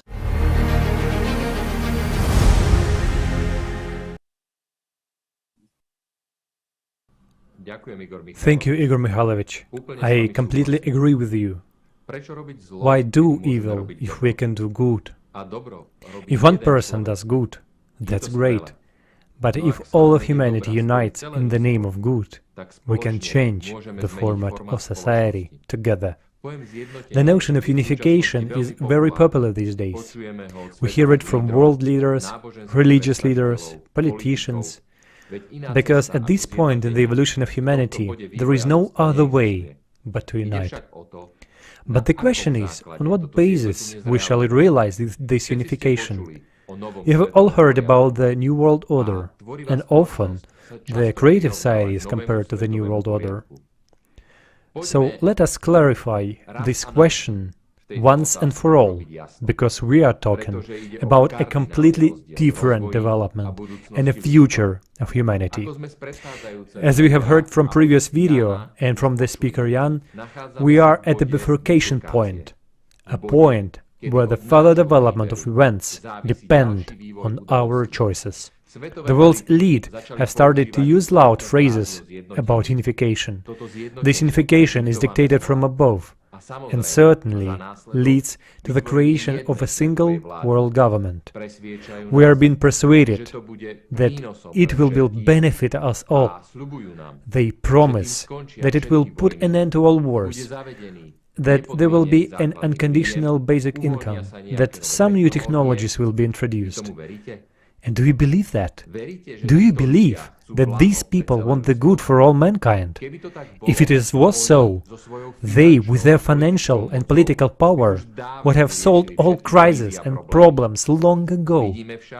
But we see that it's not happening. Today, about 20,000 people are still dying every day from such a basic problem as hunger. So can we count on their goodwill? No. Especially because the most important thing is not going to change. Power will still be concentrated in the hands of a small group of people.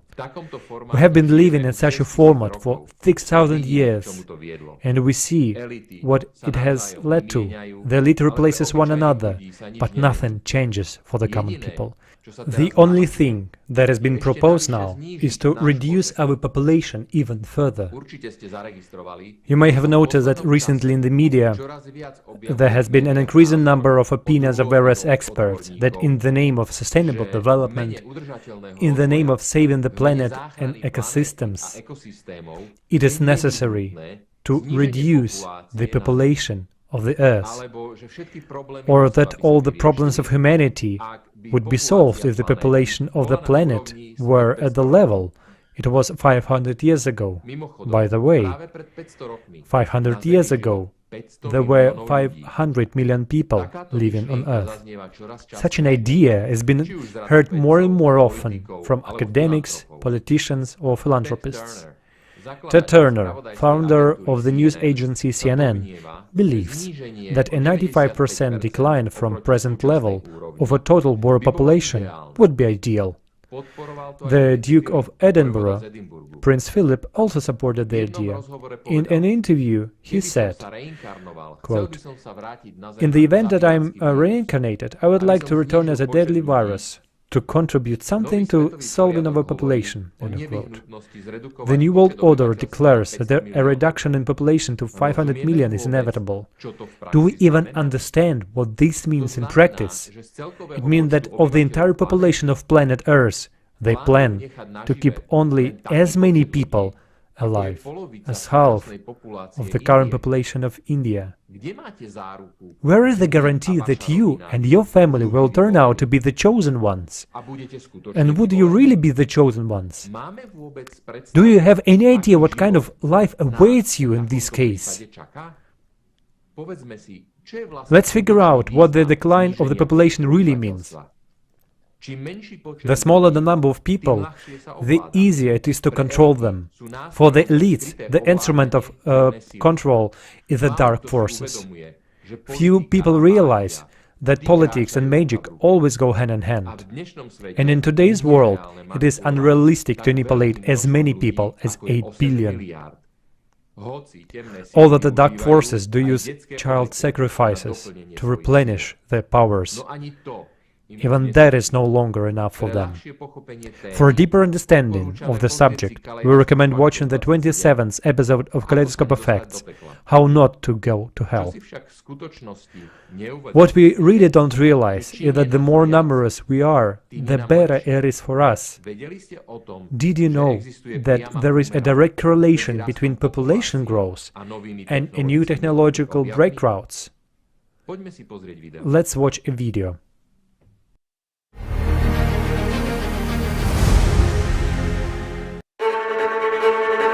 They say there are too many of us. They make epidemics, wars, famine to reduce the population of the earth. Why is the growth of the human population not profitable for the elite? What happens every time when the global population significantly increases? What benefit do we get when there are many of us? Let's look at how the increase of the Earth's population is related to the emergence of new technologies. With every new billion, there is a technological breakthrough, and a great amount of scientific discoveries emerge. There is a certain regularity. The closer we get to our time, the more we deepen our knowledge for both the micro and macrocosm. 1,000 years ago, there were 275 million of us. The field of observation of people was limited by their senses, At the end of the 16th century, when the Earth's population grew to 500 million, the microscope was invented, then the telescope was invented, and our field of observation and knowledge began to expand. From the middle of the 18th century, the population began to grow rapidly. The first industrial revolution took place. There was a mass transition from manual labor to machine one, a transition from agrarian economy to industrial production. The steam engine and steam locomotive were invented. Railroads, bridges, canals, and waterworks were built. The first balloon flight was done. At the end of the 19th century, there were 1.5 billion of us, which is when the second industrial revolution took place. New industries emerged. Electricity industry, chemical, oil and petrochemical industries, automobile production, the phonograph and microphone, incandescent lamp, telephone, telegraph, radio, and internal combustion engine were invented, and the first airplane flight took place. In 1891, Nikola Tesla began practical work on obtaining free energy from ether and designed a resonant transformer, Tesla transformer. 1900 is the year when quantum physics was born, and science began to be intensely held back. Why? First, the further development of etheric technologies would inevitably lead to the fact that free energy would become publicly available. Second, recognizing the presence of ether led to understanding of the more complex structure of the world, the multidimensionality of the universe, and its artificial origin. This, in turn, would be a scientific proof of the existence of the spiritual world. Such perspectives for development went against the plans of the elite. What then to make money on, and how to keep people under control? That's why the topic of ether was banned. The paid scientists appeared, who deliberately did not allow the progress of discoveries to happen, and science lost the opportunity for its further qualitative development. 1927. There are 2 billion of us. In the 30s, nuclear medicine, the radio telescope, the electron microscope, television, the air jet engine appeared. In the 40s, the nuclear bomb, the first computer, the microwave, the transistor, fiber optics, the hard drive appeared. In 1957, the first artificial Earth satellite was launched. 1960. There are 3 billion of us. In 1961, a human flew into space for the first time. Communication satellites, the optical disc, the orbiting telescope, the touchscreen, and the cell phone were invented at this stage. The laws of physics continue to work despite all efforts of the world elite to slow down the development of science. But they didn't rush to give many developments to people. Just imagine, the microprocessor was invented back in 1971, the touchscreen in 1972, the first cell phone in 1979, 1974. There are 4 billion of us. After that, GPS navigation, the personal computer, the laserdisc player, the laptop, the artificial heart, the flash drive, and the internet appeared. Information and communication technologies were actively being developed to manipulate people. Technologies aimed at increasing consumption were also being developed intensively. Over the past 50 years, the number of Earth's population has doubled. To date, there are 8.25 billion of us. We have nanotechnology, 3D printed organs, the air display, and self-healing coatings. Robotic surgeons are performing successful surgeries. On October 11, 2022, artificial intelligence made a speech in the House of Lords in the UK. At the same time, all of humanity is experiencing a number of serious crises: economic, political, social, ecological, and climatic. The ideologies of transhumanism offer their own way to solve these problems, as they believe the only one. A radical reduction of the world population to 500 million. This is being done not to solve the crisis. They can be solved effectively right now. In this case, it will be simpler for the elites to control us. But do we want that? Have we been asked? Are you ready to fall under this reduction for fact that someone will get unlimited power? To date, a threat of total destruction by climate catastrophes are looming over us. In the entire history of the Earth, we have never been so close to the closure of the humanity project. Today, we need a different format of society and the unification of the entire scientific potential of humanity. Thanks to modern communication technologies, we can easily communicate with each other, exchange experience and ideas. And we must use this opportunity. A platform for unification of the entire scientific potential already exists, but it can be fully realized only in the creative society. After all, in the current consumerist format, the best of minds stay in secret laboratories and work for the military industry. They invent means to kill us faster and more effectively. Instead of thinking about how to preserve and multiply lives, there is less and less time before the X hour, but we still have a great chance to unite and build the creative society.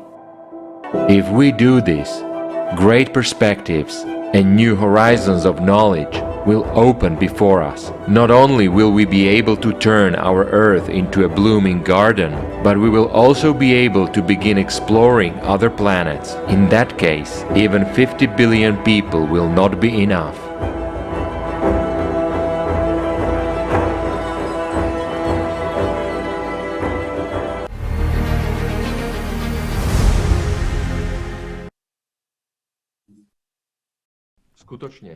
Indeed, unification within the creative society is diametrically opposed to the way the New World Order is already following today.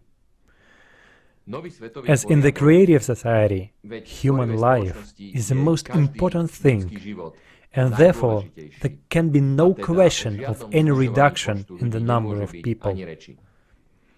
On the contrary, with the introduction of new technologies, new opportunities will open up for the development of civilization, even to the level of the settlement of other planets.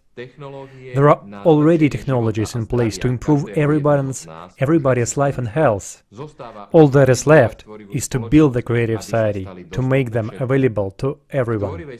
In the creative society, people are guaranteed an unconditional income that will fully provide for all human needs, including healthcare and education, because a person has an absolute right to this.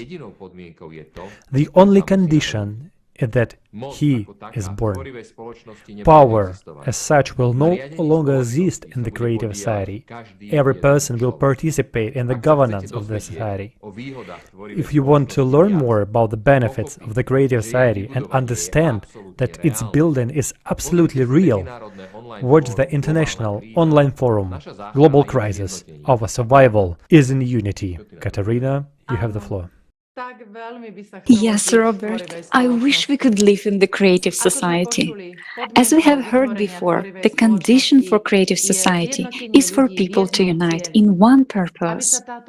For such positive change to take place, it must be a global unification throughout the world. We know that the power of our attention shapes reality. The consumer format system is powerful precisely because we constantly feed it with our attention. This is how a powerful aggregor is created. Monica will tell us more about the aggregor and how it works. Monica, you have the floor.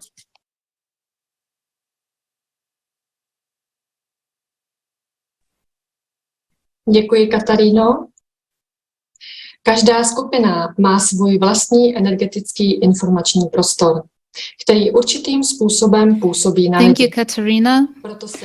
Every group has its own energy and information space that has a certain influence on people. That is why, and The same person may behave differently while being in different groups. These formations are called aggregors. An aggregor is an energy informational object in the eternal world connected with certain ideas, desires, and aspirations of people. To understand how it is formed, let us consider what human consciousness is.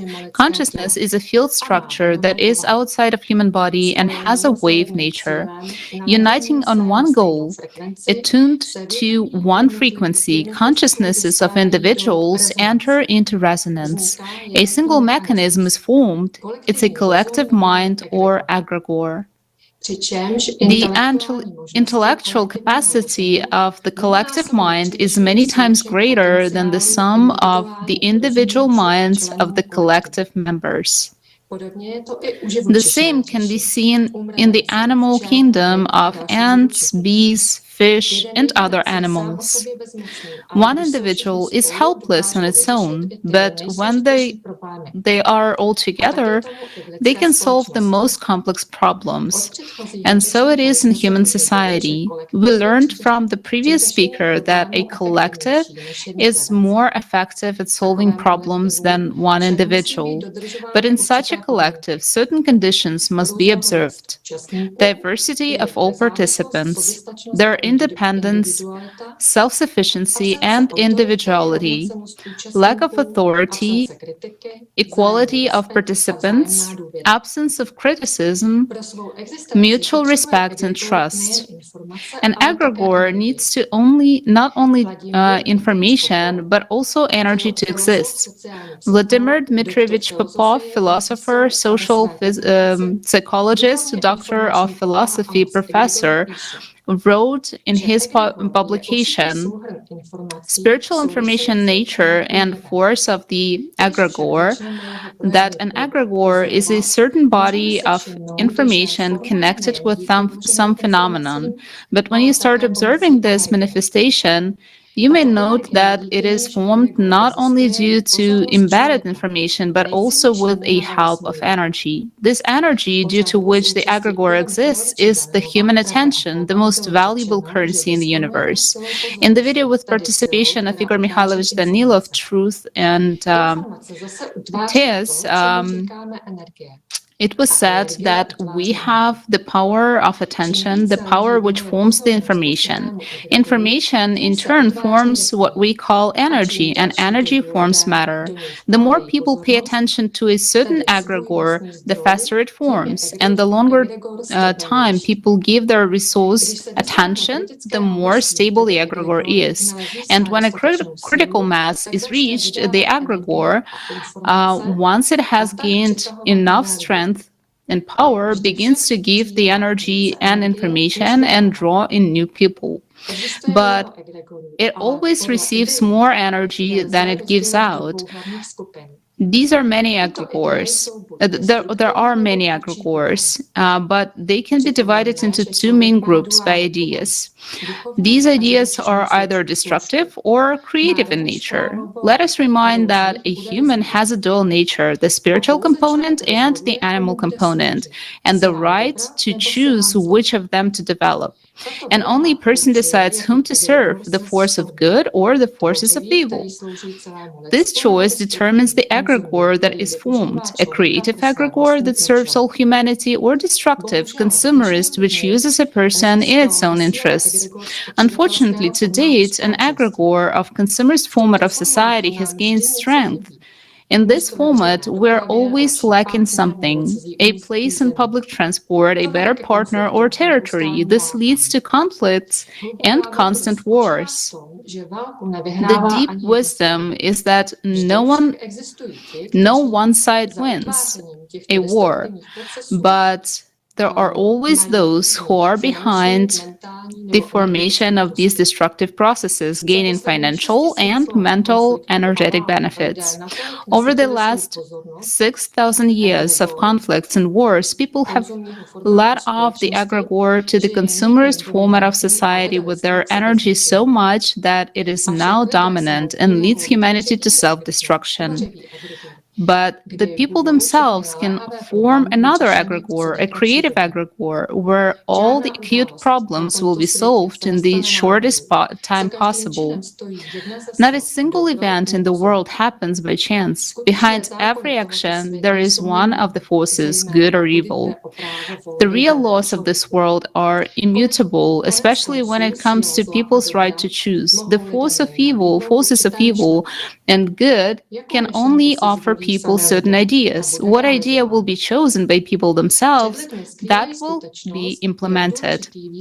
The importance of people's choice is concealed from them, but one should understand that everything starts with a human and his choice.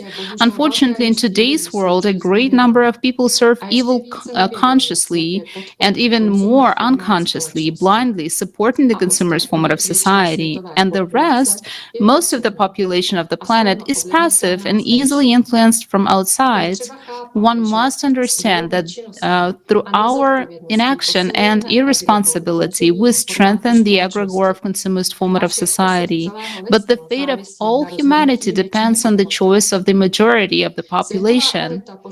The world elite sets people against each other in conflicts and wars. In doing so, they use certain technologies and deceive people with false promises. Their weapons are our silence and the ideology of Satan's minions.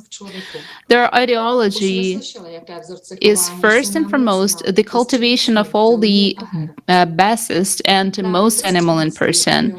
We have heard above what patterns of behavior are imposed on us through films and games. It is through ideology they develop political and religious concepts, doctrines, and programs masking their real interests behind an attractive screen.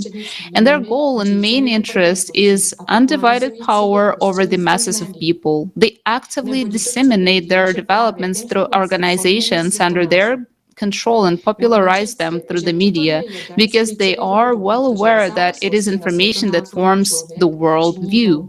I must say that this is one of the key points because depending on the world view, a person makes a choice followed by the action. People should not only understand this but also actively oppose alien, anti-humane ideology to the best of their abilities, especially at the stage of preparation of public opinion on the internet and in the media. Otherwise, the ministers of evil will continue to use the effect of infecting the crowd through their army of politicians and priests, playing out public spectacles, imitating billions of television views, and fixing their minds in fear and obedience to the material system. Although generally speaking, this ideology only directs the individual and not the whole nations to practical actions within its framework, but only a people decide whether to go to this direction or not, to adopt this ideology or reject it. Thus, in turn, it depends on what dominates in every human being. The needs of the animal beginning, the animal force, or the needs of the spiritual beginning. And again, right now, let's watch a fragment of the video with participation of Igor Mikhailovich Danilov. Everyone has so much knowledge about the whole. So when we combine all these efforts, we are the most productive and accurate. You know, every one of us has consciousness. Everyone's consciousness is a part of the whole. Sort of an egregore of consciousness is formed. No matter what we call it, it is strong, it is smart, it can forecast something, and so on. But each of us also has a personality. If we compare, let's call it simply, the egregore of consciousness and the egregore of personality, meaning what personality originates from. And if we unite at the level of personality, at the level of free people, really spiritually free people, then these field structures, let's simply call them so for understanding, the egregore of consciousness and the egregore of personality, it's impossible to compare them.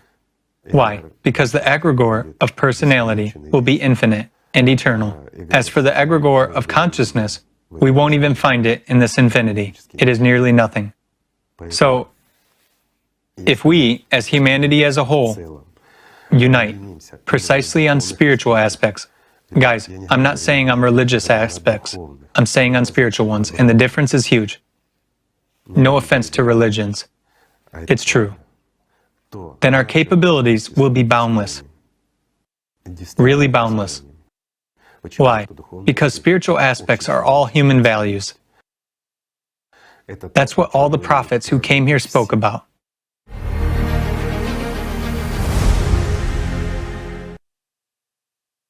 History knows many examples when different people at different times made their inner choice, which afterwards changed the destiny of whole nations, changed it for the better. As we have heard today, we are at the bifurcation point, a point of instability of the system. We need to decide where we are going. Into the abyss of self-destruction, maintaining the existing consumerist format of society, or building the society of love, life, and prosperity, the society of creation, creative society. We have about 2 years left for self-determination before December 2024, and then a self-sustaining reaction will start, which will be unstoppable. Thank you for your attention, and I give the floor back to the hosts.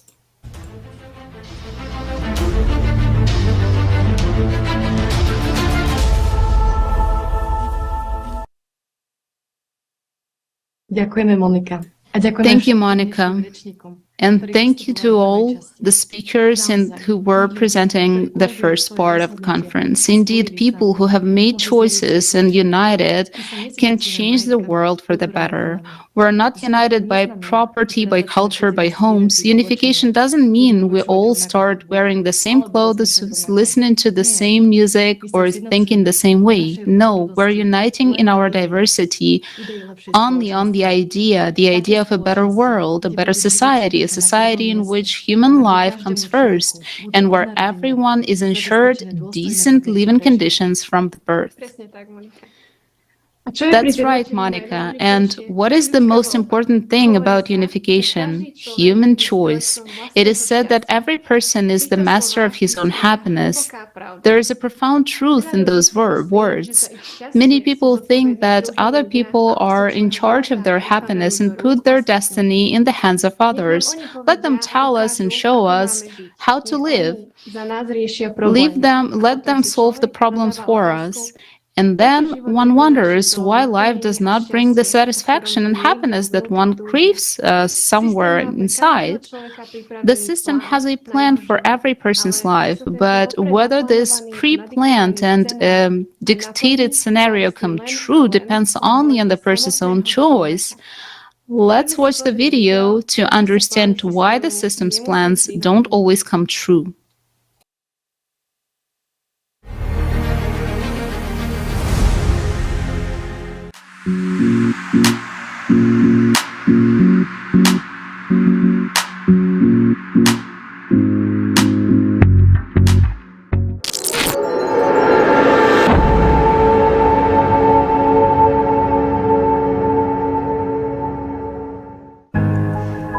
The world is widely aware of the prophecies of Nostradamus as well as the predictions of Edgar Cayce, Wolf Messing, Vanga and others. Have you ever wondered why their prophecies concerning global events, concerning the destiny of all humankind, either do not come true or develop according to a different scenario? Let's take a look at the facts. For the year 2021, Nostradamus predicted for humankind famine, wars, pestilence, the collision of the Earth with an asteroid, and the sinking of entire continents into the ocean depths.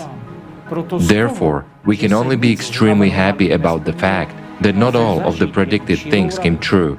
In the 70s, the blind clairvoyant Vanga, whose mystical predictions have come true more than once, prophesied that in the early 2000s, a black man would be at the head of the White House and be the last president of the United States. Also, among those who saw through their channels the collapse of the United States and Barack Obama to be the last president, was a Christian guardian, Non Jobiznic. The revelation came to him in a dream. The United States would become like Israel and Judea, ruled by 44 kings, with the supply of rulers to be exhausted on the last one. By the way, Obama was exactly the 44th leader of the White House. Once again, the prophecy did not come true. What prevents prophecies from coming true? In order to understand this, let's move from the global to the particular, to a person's destiny. A huge number of people want to know what their future is, but what is it that attracts people to this search? Why do they pay so much attention to what they don't know? In an effort to shape a better tomorrow, people turn to magicians to solve their problem or to discover and change their destiny. But what is destiny? Destiny is all events and circumstances that are predetermined and primarily affect the existence of a person, people, the predetermination of events and actions. Doom, destiny, lot, the higher power, which can be thought of as nature or deity. Can a person change his destiny? What do magicians say about it?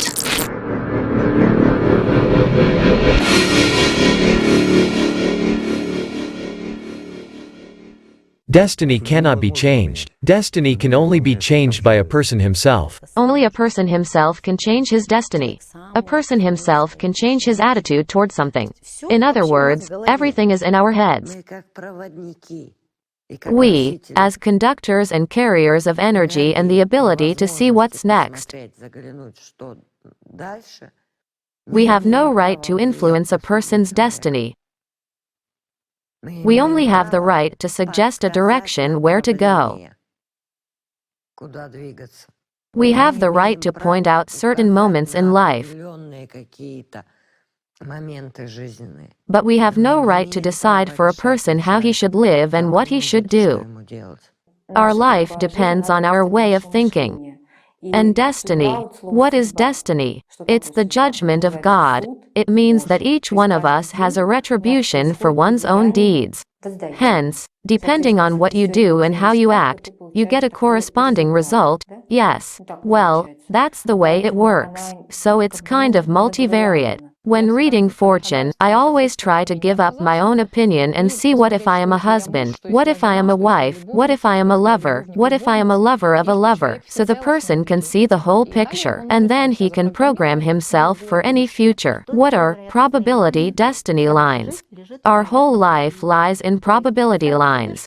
Imagine you're driving a car. You're driving along a road that splits into several lines. If you go straight ahead, you will arrive at, let's say, the ATB supermarket. If you turn right, you will arrive at a kindergarten. If you turn left, you will arrive at the airport. And depending on what decision you make at the road fork when you have to turn onto one of the roads, your future changes accordingly. Meaning, the options for the future exist. They are already prescribed by the universe in the canvas of your destiny. But it is your decision which of the options you want to implement in your life.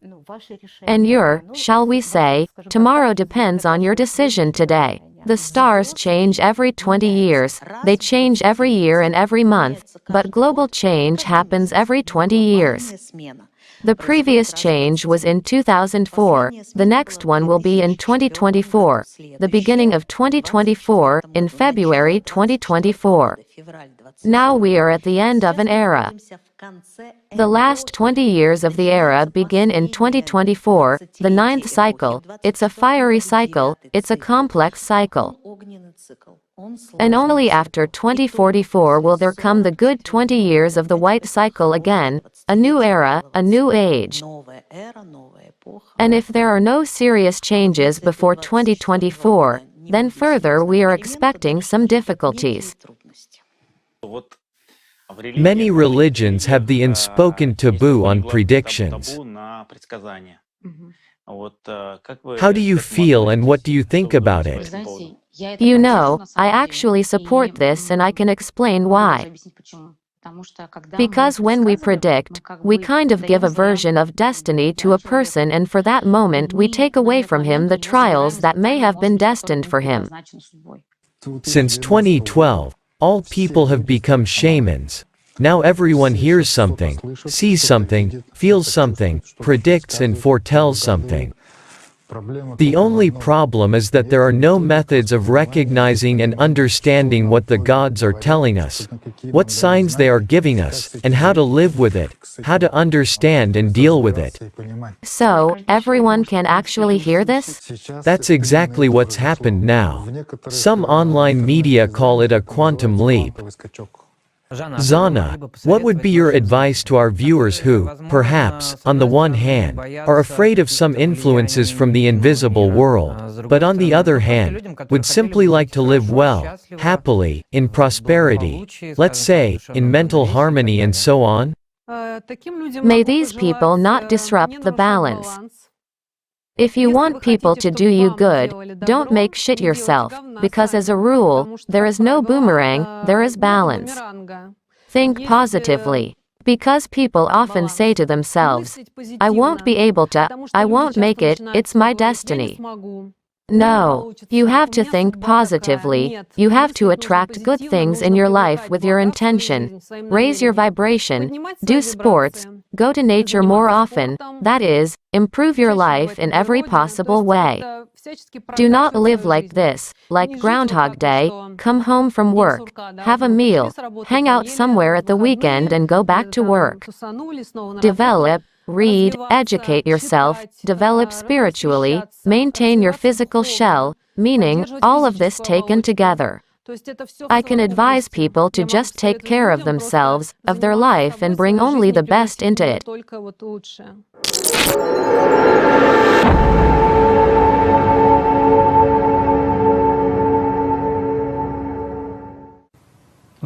There is no such thing as destiny. Destiny is not a matter of chance, but the result of personal choice. Destiny is not something we should anticipate, but something we should create. A person's future depends on what he is doing in the present. So where did the concept of destiny, in the sense of inevitability of certain events, come from? And why are we forced to believe that a person is a hostage of destiny? And who needs it? The answer to this question lies in the dual nature of human beings. They can live like animals, according to the standard programs of the body. In that case, they have their destiny, and it is predetermined. But if a person develops his divine essence, then he goes beyond the programs of his animal nature and forms his future himself. Only an animal has a predetermined destiny. And this is the answer to the question why we humans are being dehumanized and reduced to the state of the beast. If this happens to all people, then the destiny of civilization will not be difficult to predict. The world elite, seeking to make controllable animals out of us people, imposes on us mass consciousness, the notion of destiny, a certain doom, and the fact that people will not be able to change anything. They throw in a prophecy that everything is allegedly already predetermined, so that people won't act, thinking that nothing depends on them, while they themselves are always active. After all, evil is well organized. People's belief in false prophecies makes them just passively wait for the end. Rulers and priests introduce a new destructive ideology to the masses. After all, they certainly know that destiny does not exist, because history does not happen, but it is created by the hands of people themselves. We are used to believe that all bad things happen to us by accident. An accident is only a natural consequence of uncontrolled thoughts of a person. After all, a thought triggers an action and a chain of events in a person's life, and it turns out that there are no accidents. An accident is a lie that distorts our reality. When we attribute everything to an accident, we remove responsibility from ourselves. An accident, a coincidence. These words immobilize a person. They should actually be removed from the vocabulary. Because our future is in our hands. And if people want, they can write history themselves. Because history does not happen, it is made by human hands. Most people, in an effort to create a better future, do not live now, but they live on the hope for tomorrow. And tomorrow is like a horizon. Will it ever be? It will never be, because tomorrow you will be waiting for tomorrow. And so it goes on to infinity, until you become a subpersonality and realize that you should have lived now. A demon can't give life now, it just can't. He creates this horizon. When you reach the horizon, there is a beautiful future waiting for you. You will be what you want, and you will have everything you want. But instead of actually becoming happy and living, people hope that someday it will happen. So, who and how forms our future? For 6,000 years, the concept of an angry God, the priests as conductors of God's will, and the rulers who are allegedly the smartest and decide everything has been formed. A society has been formed to which a miserable handout in the form of bread and circus was imposed, nurturing ignorance and indifference, inaction and doubt. When there is no confidence in your own abilities, you try to look into your future and find answers there. So why do the prophecies on the negative scenario for all humankind not always come true? Because people who have gone beyond the programs of their animal nature do not sit idly by, but are active, and the result of their work positively affect the destiny of all humankind. After all, history doesn't happen, it is created by people themselves.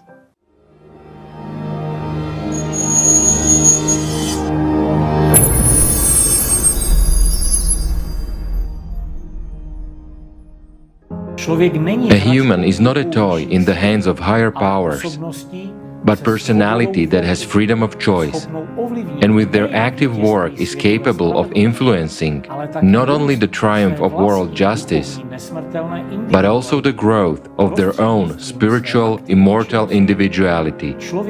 A person has attention, the most valuable currency in the universe.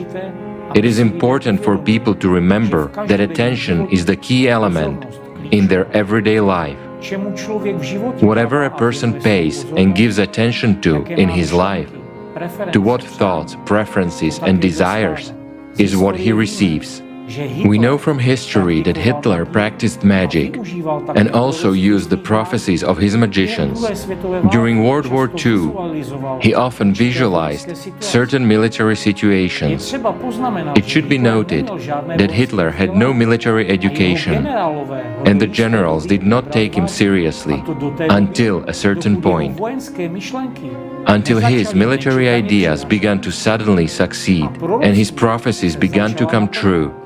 One of Hitler's predictors was Erich Hanussen, who was close to Hitler. In 1932, he predicted the Reichstag fire and Hitler's upcoming victory in the elections. He promised, if Hanussen's prophecies came true, to make him dean of the occult university.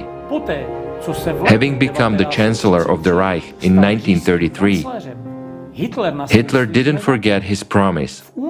In February that year, the occult palace opened in Berlin, with a bronze statue of Hanussen installed in its center. Meanwhile, there is a theory that Hanussen was executed because he had predicted to Hitler that he would end up badly. Another Hitler's predictor was Sergei Vronsky. After graduating, he entered the service of Hess and took the post of a personal astrologer. Hess had virtually no secrets from Vronsky and consulted him about decision-making and planning. However, Sergei was already a Soviet intelligence officer at that time. When he became aware of the Barbarossa plan, the astrologer tried to warn the Soviet government of the impending war. Unfortunately, he wasn't heard. Wolf Messing. When Hitler learned that the psychic had predicted his death in case of the war with the USSR, He promised a reward of 200,000 marks for the capture of the psychic. Messing was eventually arrested but wasn't delivered to Hitler in time. The psychic gathered his guards into his cell with his power of thought and then escaped. He freely left first the city and then Germany, and at the border with the Soviet Union showed a leaflet with Hitler's instruction to find him instead of his passport. It is said that after his escape from Germany, Messing's struggle with Hitler continued on a telepathic level, and this was allegedly one of the reasons why the psychic was within a narrow circle of people close to Stalin. However, all events tell us that despite the technology, the occult practices, and the enormous magical power that stood behind the Third Reich, Hitler's prophecies about Germany's invincibility did not eventually come true. Prophecies do not come true because there are always people who do not believe in these prophecies and change many things by their choice. The desire of people united in one goal to change their future ruins all the negative scenarios, plans, and prophecies of the dark forces.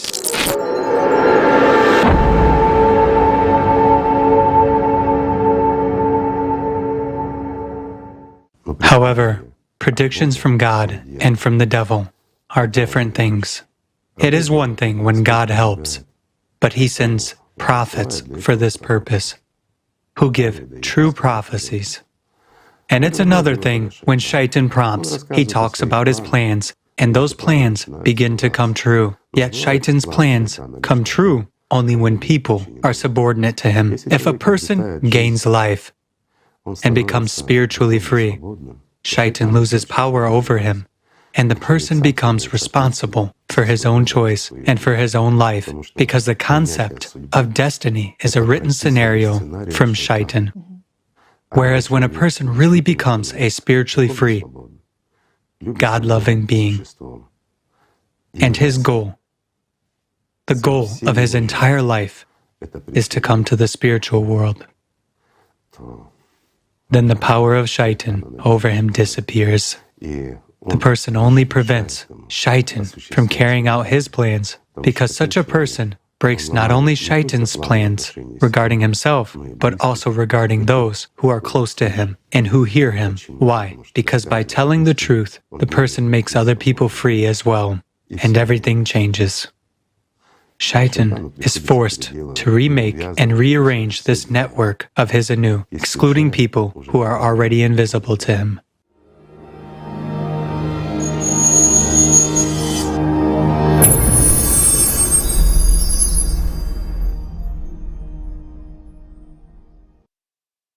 People are used to shifting responsibility to someone else, to politicians, bosses, magicians, or anyone else. At the same time, they do not think about the consequences and often lose their human form. Let's try to figure out what the root of such irresponsibility is in the example of one experiment. In 1963, Yale University professor Stanley Milgram began his research to clarify the question of how German citizens could have participated in the extermination of millions of innocent people in concentration camps under Nazi rule. 3 people participated in the experiment, 1 subject and 2 actors. 1 actor performed as head of the experiment, and the other as a learner. The learner had to fake the pain from electric shocks, which in fact did not take place. But the subject did not know about it until the end of the experiment. The subject was told that the purpose of the experiment was to study how punishment in the form of pain affects a person's memory. It was stated that one of the participants, the learner, had to memorize pairs of words from a long list until he memorized every pair, while the other, the teacher, had to check the memory of the first and punish him for every mistake with an increasingly strong electric shock.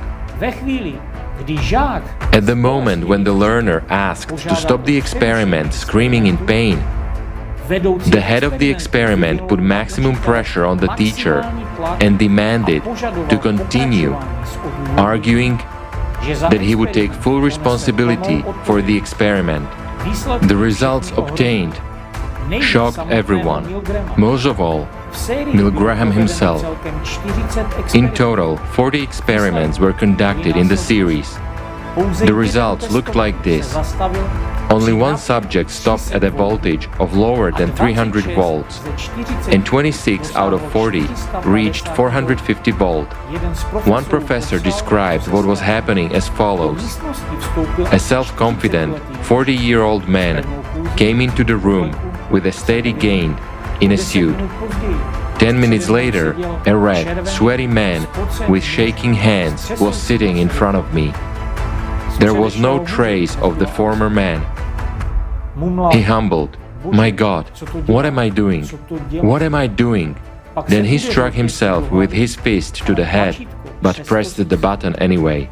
Milgram repeated the experiment in different cities at different times with different subjects. The results didn't change much. Many obeyed the power of authority rather than being guided by their conscience. But there were those who categorically refused to participate further. According to Milgram, the obtained data indicates interesting phenomenon. This research has shown the extreme willingness of adults to go to almost any length on the command of an authority. This experiment was conducted 50 years later, but the results did not change much. The ability of the government to obtain obedience from ordinary citizens becomes clear now. The habit of obeying authority figures puts a great deal of pressure on people and controls behavior, taking them away from responsibility for their actions. This can also include the nature of learned helplessness syndrome. Since childhood, we are taught that the history of humanity consists of continuous wars and violence, and we get used to the fact that human life is worthless, that fear is the normal condition of a person. By choosing helplessness, we have built a society filled with fear today. But is it okay to live in fear? What is the point of such existence? Fear and helplessness mean inaction. Less than 1% of the people dictate slave conditions of existence for the other 99%. We are puppets in the hands of the puppeteers. Isn't it similar to the story when a little boy leads a big elephant by the rope? Let's look at ourselves from the side.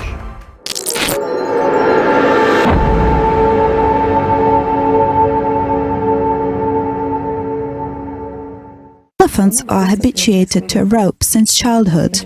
First, they are tied to a tree, and an elephant calf, trying to escape, understands that the rope is many times stronger than him. Then, already being a grown-up elephant, he no longer even makes attempts to become free, because he understands that the rope, which is stronger than him, will win anyway. And when already a human well, the strength of a human and an elephant is incomparable, but an elephant still submits to a human and follows him with his head down, is the same in human society. The whole point, imagine. An ordinary human, skinny and little, is leading an elephant on a rope. Why? Because the elephant believes that the rope is holding him. Friends, we have the same thing. Nothing is holding us, except our imaginary rope. And I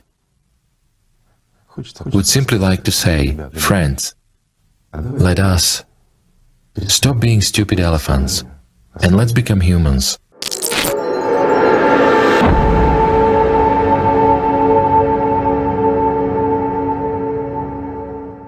The most dangerous consequence of learned helplessness is inaction. Because of a subconscious but firm belief that life cannot be changed, a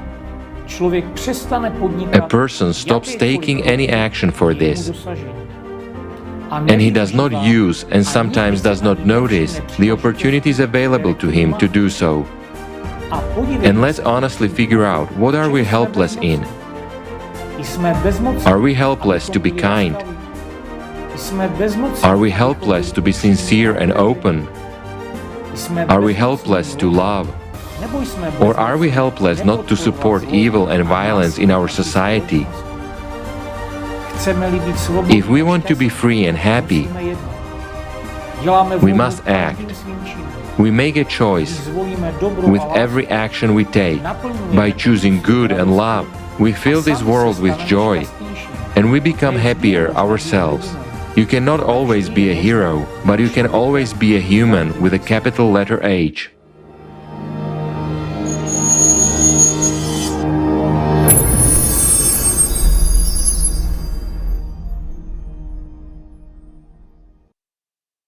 There are examples when in the most inhuman, as it may seem, conditions, people have shown the highest degree of humanness. After more than 70 years, the history of the Second World War has revealed more and more facts of human sufferings and dignified behavior. Among them is the forgotten heroic deed of Uzbek soldiers in the Netherlands, far from their homeland. This story took place in 1941. When Soviet troops were suffering huge losses in the encirclement cauldrons. Many were taken prisoners. Soldiers were sent to concentration camps across Europe. One of them, called Amersfoort, was situated in the Netherlands. 101 Soviet soldiers were brought there in wagons for carrying cattle. One of the Dutch prisoners in this camp wrote in his diary that they were completely different from the Russians, short, with dark skin, and a different set of eyes. Unlike the other prisoners, this group was placed not in barracks, but in an open-air barbed wire enclosure. The prisoners were clearly being prepared for something. They were given virtually no food, forced to do the hardest work, and then beaten. Later, a film crew arrived at the camp. The selected German soldiers lined the perimeter of the enclosure, all well-dressed, tall, fair-haired. Just a perfect contrast to the swarthy, stunned and humiliated prisoners. A car drove up, and the Germans opened the boot. There was fresh bread in it, and a German officer deftly, with a beautiful gesture, threw for the camera one of the loaves into the center of the enclosure.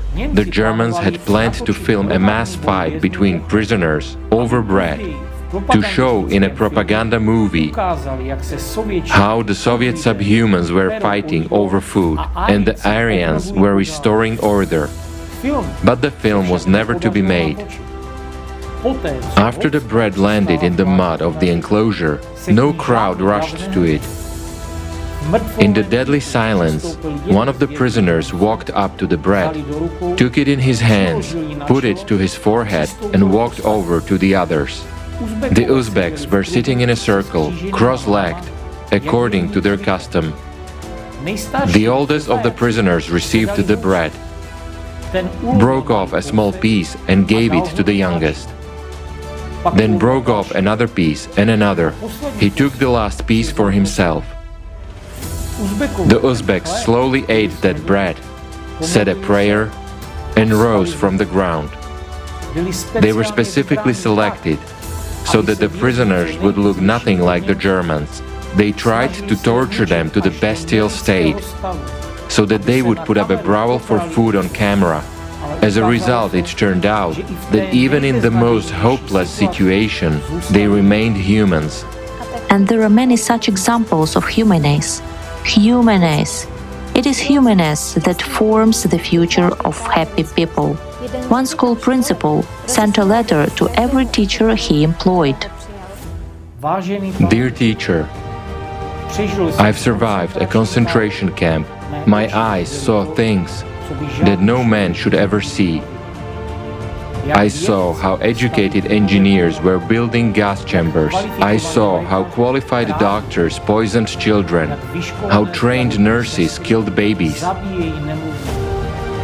how graduates of higher educational institutions shoot and burn children and women. Therefore, I do not trust education.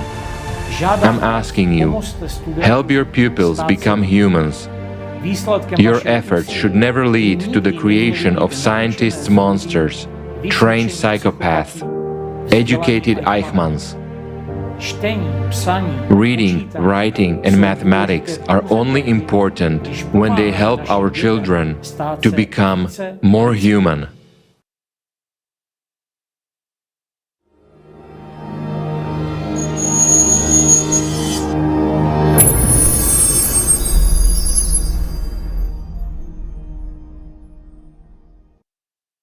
Each of us has those moments in life when the time comes and a person feels an acute need to search for the meaning of their existence. The person tries to find answers to the questions: who am I? Where am I going? What am I here for? What do I really want? And what happens when a person simply chooses the path of least resistance? How often do we hear, "He has become a hostage to the situation"? In such cases, the person is simply not aware that he or she is in crisis.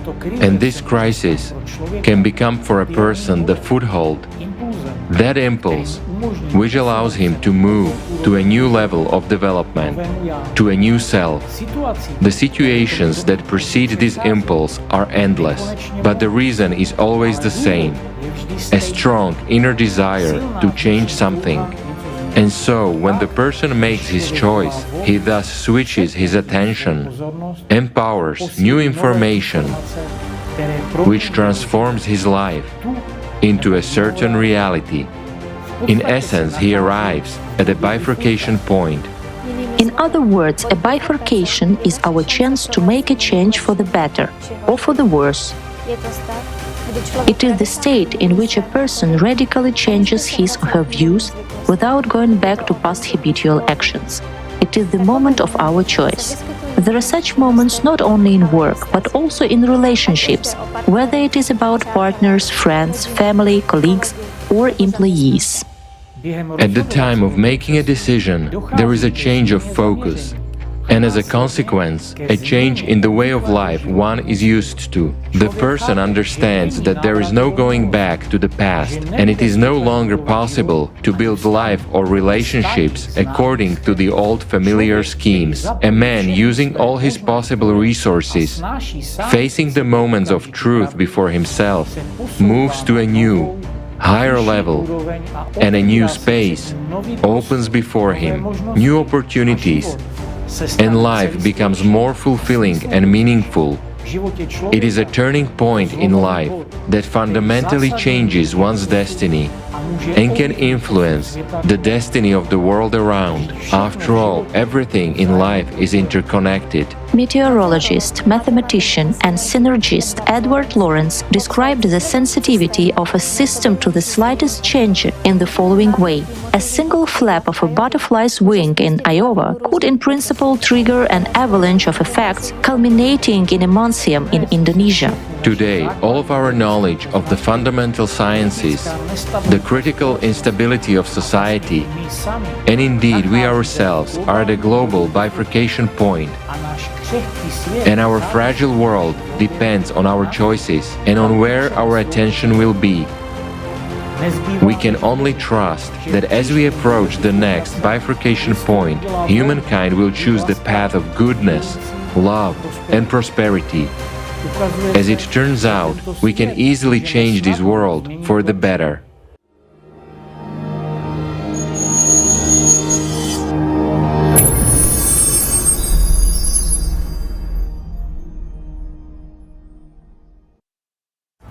Dushan, what prevents us from understanding this? What is the biggest deception?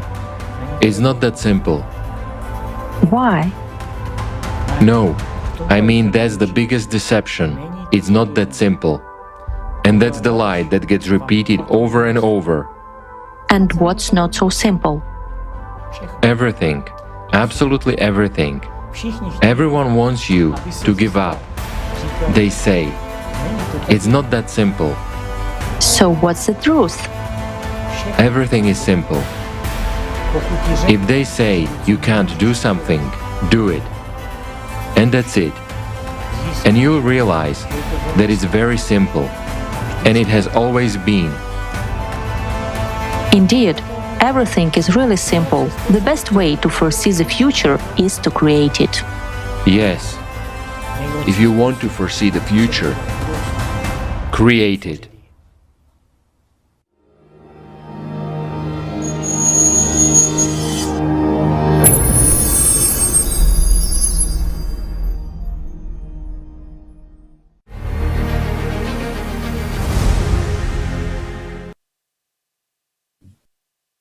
Plány systému sa naplnia len vtedy, The plans of the system are fulfilled only if people obey to it. However, if a personality acquires life and becomes spiritually free, the shaitan loses power over him and a person becomes responsible for his own decisions and for his own life, because destiny is a script prescribed by the system.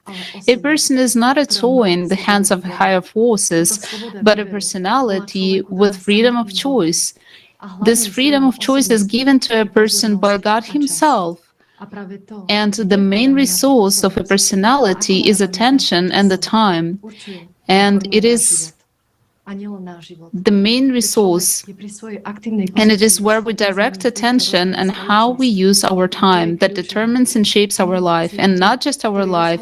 After all, a person by his active position can change the vector of society, and that is the main thing. We ourselves choose our own destiny and the destiny of humankind. Friends, we all feel that there is a certain spiritual connection between all of us. For as earlier said, a person is dualistic, and it has a spiritual component as well as the material one. And all the prophets who came here spoke about the spiritual component, the spiritual unity of people. Yaroslava, I pass the floor to you. Thank you, Monica. All the prophets told people that God is love. To love is to be a single. To single whole unity and unification of people is the central subject of all the teachings of all the prophets. After all, the spiritual world is a unity of equals among equals. At different times, God sends prophets to the earth for all people. Notice, friends, not for some group of people, country, or nation, but for everyone. And the knowledge which the prophet brought is the only truth for the entire humanity. The essence of the truth is that a human is a spirit, and that we have come here from one home, the world of spirit, the spiritual world. When people came into the world of matter, they forgot who they are and why they came here. The prophets coming into this world gave people knowledge on how they could return to their true home. They helped people in their spiritual development. The spiritual world is one and united, and everyone who came from it is one in their spiritual essence. This may be compared to the way how different vessels are filled with water from the same source. In the same way, we humans are different outwardly, but we are the same in our spiritual essence. That's why the prophets spoke about the importance of believers, of their unity. Because just as in the spiritual world everything is one, so is here. There must be unity between those who sincerely go to God. I suggest that we watch the quotes about unity from various religions.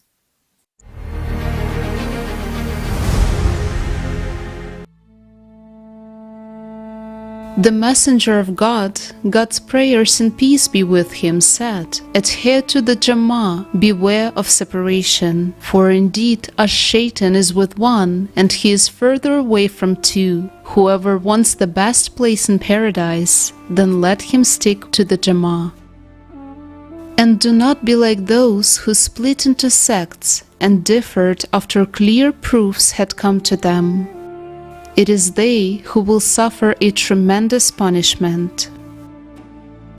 He brought their hearts together. Had you spent all the riches in the earth, you could not have united their hearts, but Allah has united them. Indeed, He is Almighty, All-Wise.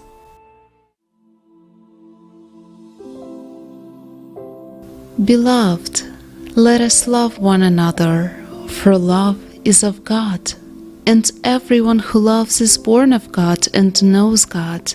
He who does not love does not know God, for God is love.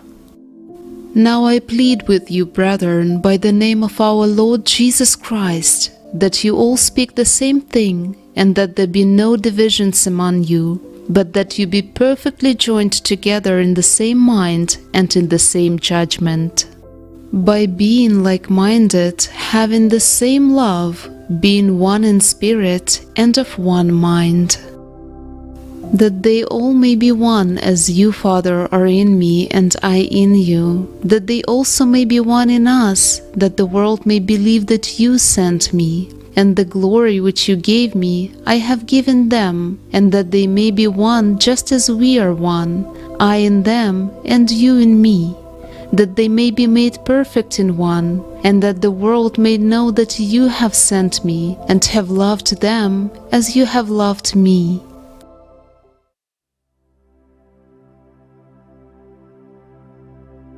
May all beings be happy and safe. May they have happy minds. Let him not deceive another, nor despise anyone anywhere. In anger or ill will let him not wish another ill. Just as a mother would protect her only child with her life, even so, let one cultivate a boundless love towards all beings. Not falling into wrong views, being virtuous, endowed with insight, lust in the senses discarded, verily never again will he return to conceive in a womb. Other people are like me. What they are, that's what I am. Understand, see yourself in others and others in yourself, and you will not kill or encourage anyone to kill. He who seeks the true life endeavors to unite the separated, to strengthen the harmony of the united among themselves. What he hears here, he does not communicate there, so as not to divide ones with others. He delights in harmony and cares for harmony. The harmony of others is his bliss. We are reflections of the one divinity, facets of the one immortal self, and our essence is love, which is our own true nature, the Atma or divine self. See the world with the vision of truth. All are one, all are essentially divine. Give up multiplicity to attain unity. The Vedanta declares that the Atmic principle is the underlying unity in diversity. Bulbs are many, but the same current flows in all of them. Likewise, the Atmic principle exists in all. Man's inability to understand this principle of unity is the cause of his ignorance. True humanness lies in understanding unity in multiplicity. You have to develop Samayak Drishti in order to develop unity. This was Buddha's first teaching.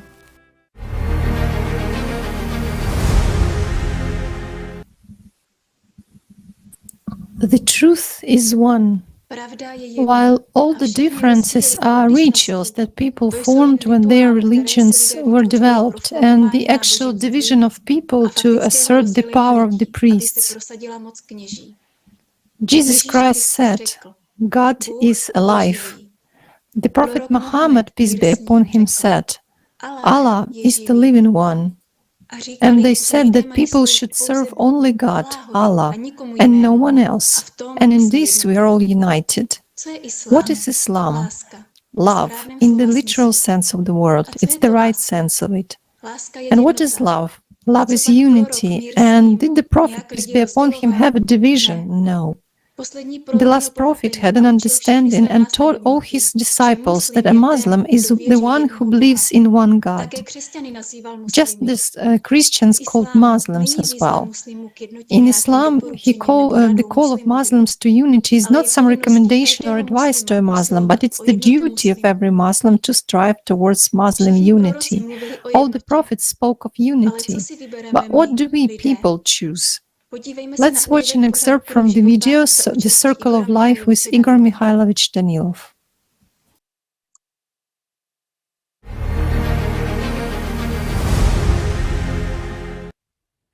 Also, Igor Mikhailovich, regarding Christianity, it was also interesting.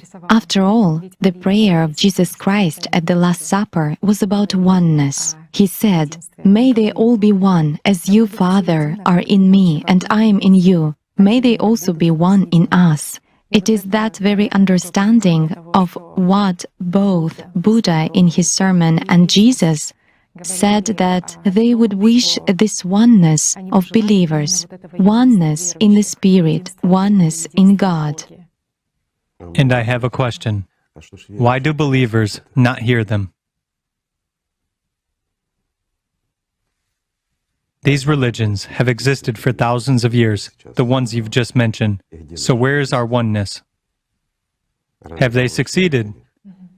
If we live in such times. And who is to blame? Is it their fault? If they laid down their lives, earthly lives, what's the difference? It is clear that they are living, and nothing will happen to them. But what they went through here as human beings, and the fact that they spent all this time convincing people to change, the fact that they brought the knowledge here and were conveying it to people their entire lives, as long as they were present here, and they were heard and listened to. But then what? What was the choice? Separation and domination in front of one another, yes. Isn't that so? People are divided everywhere around. Hatred, envy, and a desire for dominance. Let's take a small cell, a family. Isn't it the same in society and everywhere around? For how much longer can we tolerate this? If it remains this way, further there will be nothing. We must change something.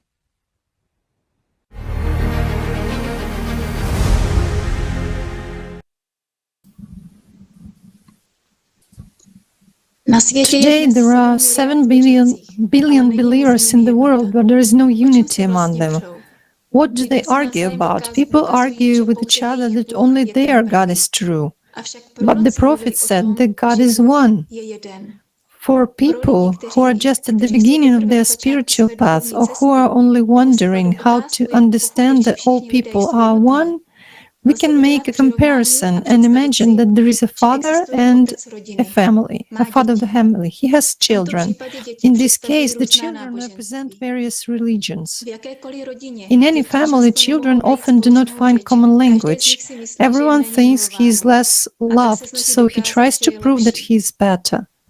These children have their own children, that is, grandchildren of the father of the family.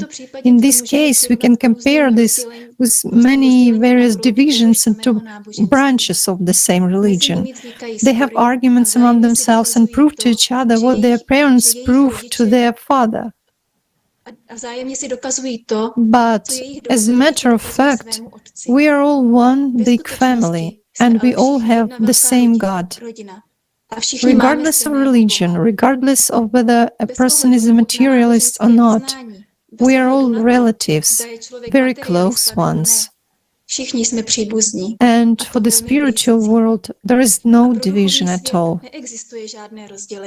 It doesn't matter what language a person prays in.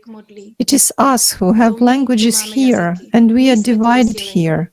But in fact, the Holy Spirit is the one who is in everyone, who is the best that originates in the spiritual world. It is that message from God and that which God has endowed us, everyone, with this.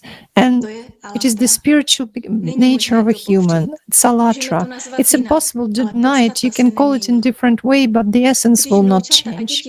When grandchildren and children understand that they should not compete with their father or grandfather, but they just should love him, at least for what he is, for being their father, understand that it is one family. When one family is united, it is able to stand up to the devil and anyone, because it's one family. And when people understand this, they stop divisions. Consciousness and the slaves of consciousness divide us. Those for whom it is beneficial. In such a way, they divide the single whole into fragments. This is like children and grandchildren divided with their living father. Some will take an arm, some a leg. In fact, this is what happens. But God is actually one. And we are all united in our innermost. We are united in our single unity. People, regardless of their religions, should work hard on themselves and develop spiritually to get to know this connection with the spiritual world. This is the most correct way for a human who follows the spiritual path. After all, the shortest, direct, straight path to unity with God is with people and is love. Thank you very much for your attention. I give the floor to the hosts. Yaroslava, thank you so much for reminding us of the teachings of the prophets. All the prophets came from one God and brought one truth. And what was the main idea of their teachings? Unity and unification of people. If we had followed this, we would have lived in a spiritual friendship and unity as one family long ago. Veronica will tell us more about that. Veronica, the floor is yours. Thank you. Evidence of the spiritual unity of people we find in the signs and symbols of antiquity. Let's watch the fragment of the video, Circle of Life.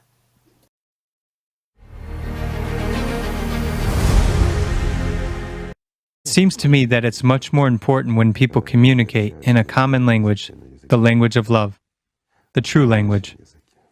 How can you not see and not feel it? You can.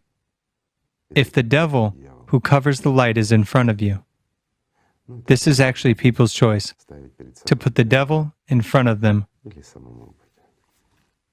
or to be open to God's love, to the entering of the Holy Spirit. Who urges them straight to actions. Only then you become, of course, a true friend, a friend who is acting shoulder to shoulder, so to say.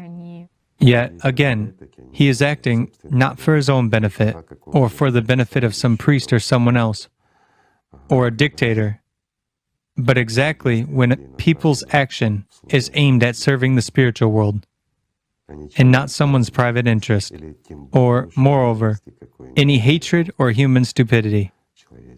Isn't that so? As well as egoism, pridefulness, or something else. Igor Mikhailovich, in Orthodoxy, there is such a saint, let's say, as Abba Dorotheus, who said that in order to achieve this unity of people, the circle. Yes, I'll read it out. Let us suppose that this circle is the world and that God Himself is the center. The straight lines drawn from the circumference to the center are the lives of men. The closer they are to God, the closer they become to one another. And the closer they are to one another, the closer they become to God. Now consider in the same context the question of separation. So the closer people approach God, the closer they become to each other indeed. Well, let's say this is banal geometry, and he is absolutely right here. But do you know what the trouble is? That long before him, at least 4,000 years before he lived, he died in the 560s, didn't he? Yes. Yes. It turns out to be the 6th century in Palestine. Exactly. It turns out that more than 4,000 years before him, this was known and talked about. And we often see a circle with a dot inside. So, even in ancient times, this was described. What does this mean? I will tell you to make it clear. As a matter of fact, if we approach this from the perspective of mathematics or geometry, he is absolutely right in this. While before him, it was considered that there are those who are within the circle, and there are those who are beyond the circle. They began to talk about this approximately in the late 5th or the early 6th millennium. Guys, I count from the time of the end of Atlantis towards our time, but not from the nativity of Christ in the opposite direction.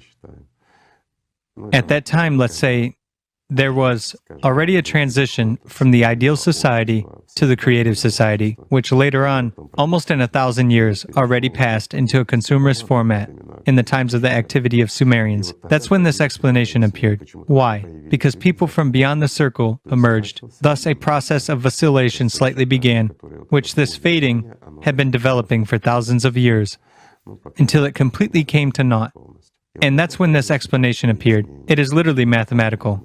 I'm just saying, a circle, a dot inside, an approximation. Yet, if we consider this, it is also related again to the spiritual development of a person himself. When a person goes around the circle, not entering the main area, well, let's put it this way to make it clear. We live by earthly things. We walk everywhere around in our thoughts. I don't mean physical movement. We walk around and roam in all sorts of nooks of our consciousness. Everywhere. We are awaited somewhere friends meet us, and somewhere foes do, who talk to us, who, pardon me, speaking modern language, troll or humiliate us. Or someone supports us, while someone tempts us to do bad deeds. Yet, there are also those who stop us when we want to do a wrong deed. That's what we call conscience. We are now talking about the circle of consciousness. Again, this is an ancient interpretation for you to understand. That's where there was exactly an understanding that in the middle of this circle of ours, there's a point through which we go out into eternal life. So, we should enter this circle, stop walking outside the circle and listening to bad things, but should live only within the circle where a red line is drawn, of what you accept and what you don't. Your entire energy, your entire power of love should be directed to the very point, while the point is nothing other than our soul. It is love, joy, and the like. This way, our circle gradually narrowed. I mean, we ousted everything unnecessary, that which turns us into a beast, leaving within the circle those qualities and everything valuable that makes us alive, makes us a human. Well, this is one of such methods which enables one to understand how to follow the spiritual path properly. This is what concerned the lesser, but there was the greater. The concept of the greater applied to the entire humanity. There are those who are beyond the circle. There are people who are undecided, or let's say, people who consider themselves atheists, or even consider themselves believers, but they are far from God's love. While there are those who enter the circle of God's love, who contact it somehow, well, more or less, but they already feel, there's already some response from them. They are already in a certain resonance with each other. This forms a full circle. Well, for example, our table is round, and there's a red line. Beyond this red line, there live all non-believers, those who don't love God. While here, all of us enter, everyone who loves God. And we gradually approach, depending on how much we serve the spiritual world, how much we love, how big our devotion is, we are closer and closer to the center, to the spiritual world itself. Thus, the closer we are. And here, our connection is formed. After all, just imagine the distance. We are here and here, right? Right. We are far. But when we are close, look what the distance is. No matter how we take it, we are closer, we feel each other better. We become a single organism as we approach God Himself. We become His part. Well, there used to be such an interpretation as well. Yet, the whole point is exactly that the more personal effort we invest, the closer we become to God. The more we feel, and the better we feel each other.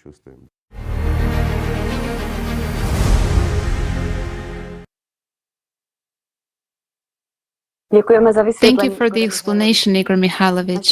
Our participants conducted a small research and discovered that the image of a circle with a dot is found all over the world. Let's watch a video with these artifacts.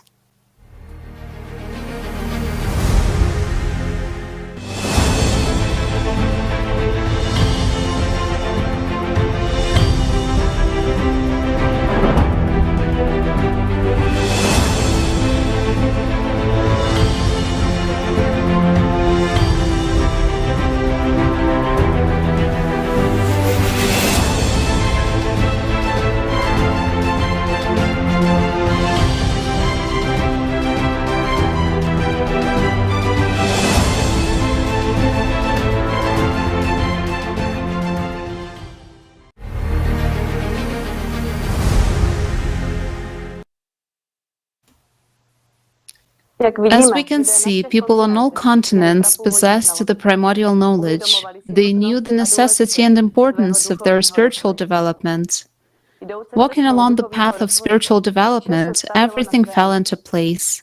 The understanding of the simplicity of the path came, the essence of which is to be constantly in contact with the spiritual world through one's own deepest feelings.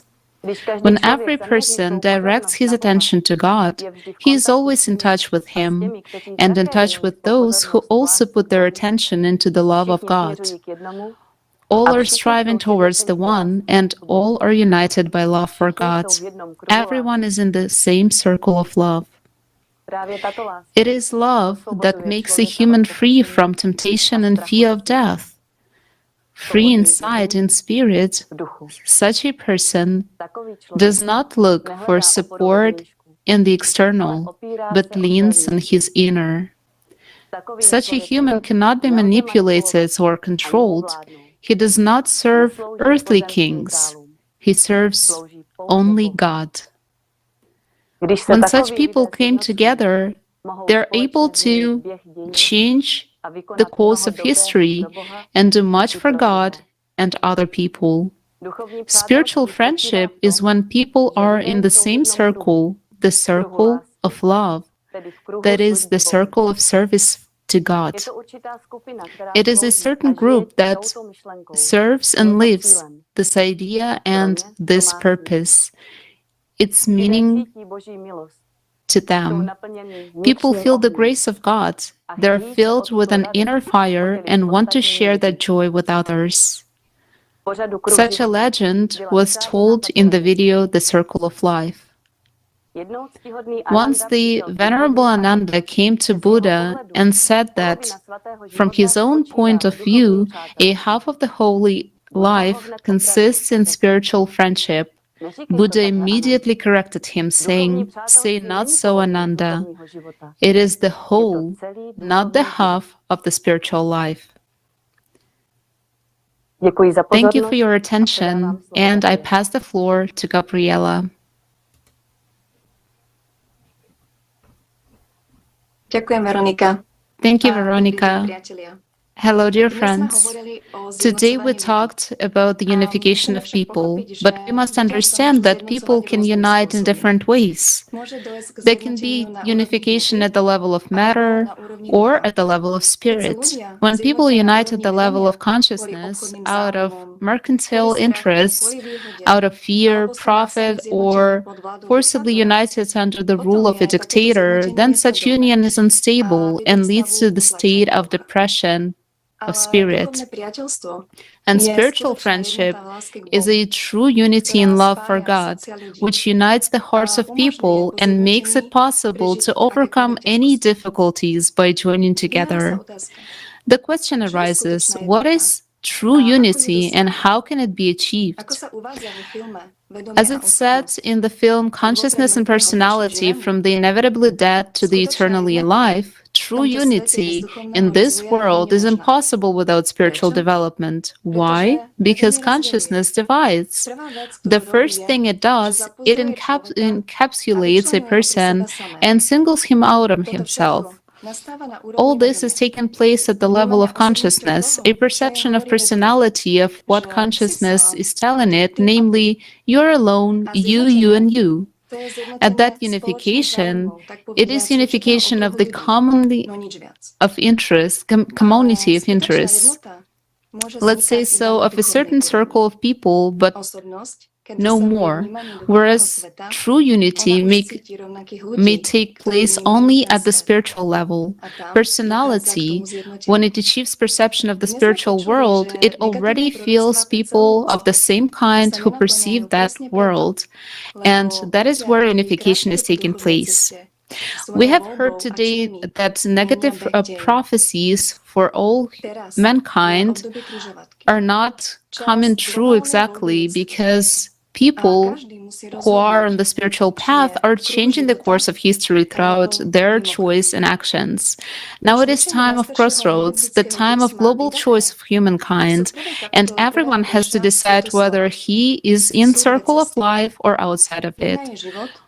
Even in the teachings of the most ancient non-biblical scripture, the Daki, in the first verse of the first chapter, there were such words: "There are no two ways, one for life and one for death." Interesting that information is encountered about the importance during this last period, in this era of fight between the forces of good and evil, precisely of the choice of people themselves, precisely of their active position and their active participation in that. And it is interesting that two scenarios are always described of what this future will be like. Let's say a good scenario and a bad scenario. Either there will be a golden age, or unfortunately, there will be nothing. There will be nothing, and people will be destroyed. The eternal fight between Hake and Bel, right? But, for instance, regarding the Golden Age, I would really like to share the following. In the sacred books of Hinduism, it is mentioned that owing to the truth, which will be given by the future Maitreya, people will lose their doubts, and the torrents of their cravings will be cut off. Free from all misery, they will manage to cross the ocean of becoming, and as a result of Maitreya's teachings, they will lead a holy life. They will have torn the net of the passion, and theirs will be an abundance of joy and happiness, for they will lead a holy life under Maitreya's guidance. The true Dharma will open to people and enable them to create a new world, a society of love. The era of Maitreya is also called the era of the Mother of the World. In Vishnu Purana, the time of the advent of Maitreya Kalki Avatar is described. When the close of the Kali age shall be nigh, a portion of that divine being who exists of his own spiritual nature in the character of Brahma shall descend upon the earth. The minds of those who live at the end of the Kali age shall be awakened and shall be as pellucid as crystal. The men who are thus changed by virtue of that peculiar time shall be as the seeds of human beings, and shall give birth to a race who shall follow the laws of the Krita age, the age of purity. Here, I'd like to focus attention on the point that, at all times, it is exactly said that the choice of people, and precisely an active position of people, actually plays a decisive role. Today, we're living in a special time, and all people of the world have this need in unity and this need in true friendship, because all religions proclaim one and the same truth, that God is one. All religions, let's say, call for this universal love, love for God and love for people. And any kind of delusions that one person is superior to another one, or that his religion is more sacred, only show and demonstrate that these people still haven't understood the very essence of their teachings. Of that teaching which they teach others.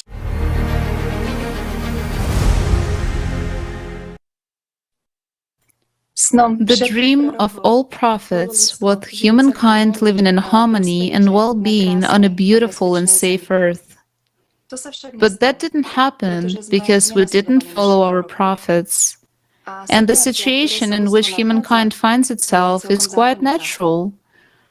The main cause of all our troubles is fragmentation. And as it has been said many times today, everything begins with the human and his choices. Therefore, it depends on each one of us whether there will be a future or not. The more people who unite and enter the circle of life, the greater the chance for humanity to survive. The problem is that we don't understand the responsibility that has fallen to us at the time of the crossroads. Global climate change poses an inevitable choice. Do we want to live or die? We have one last chance left. Here's a video with participation of Igor Mikhailovich Danilov. Let's watch it.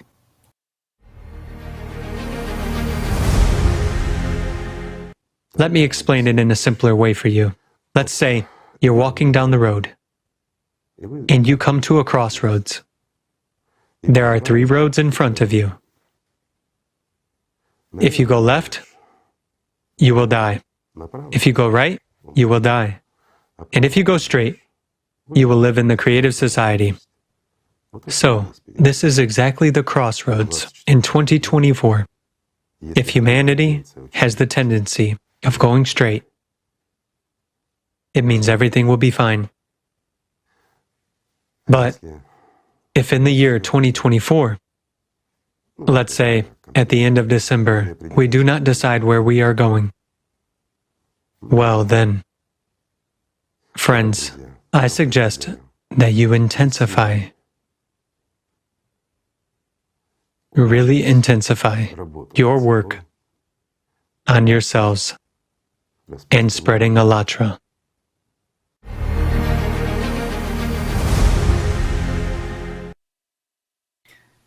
Thank you, Igor Mikhailovich. Everything, as always, is based on human choice, and we determine our own fate by our choice. As it is said in the book Azoosmos by Anastasia Novik, good thoughts combined with a strong desire are forerunners of good deeds. Good deeds are the essence of maturing souls. Courage begets the power of spirit. The power of spirit rallies into unity. Unity decouples the power. The united spirit changes the cycle. The overall result depends on everyone's effort. Everyone's effort depends on the change of inner frequency. Frequency is a leap of a moment, leading beyond the boundaries of Po. In the Encyclopedia of the Primordial Knowledge of Human Spiritual Development, the book Alatra, there is no dot at the end, as a reminder to us humans that our destiny is in our hands. Thank you for your attention, and I give the floor back to hosts. Thank you, Gabriela. That is indeed true. Now we stand on the doorstep of global changes, and we all have to decide, do we choose to be or not to be? Do we want to live or to die? Which of these answers will be brought to life is not known yet. Everything, as always, depends on human choice, on what we as people choose. Friends, are we even aware of the responsibility that is on our shoulders? Many people experience fear exactly because they have to take on responsibility. They fear that it will bring some discomfort, inconvenience, or unhappiness. But is this really the case? After all, the person who takes on responsibility automatically begins to take active action because he cares about the world in which his family, his children, and the people around him live. And this action further awakens his human essence and develops in him the need to care for others. And in fact, the more you do for others, the more you do for yourself. Renata, please, the floor is yours.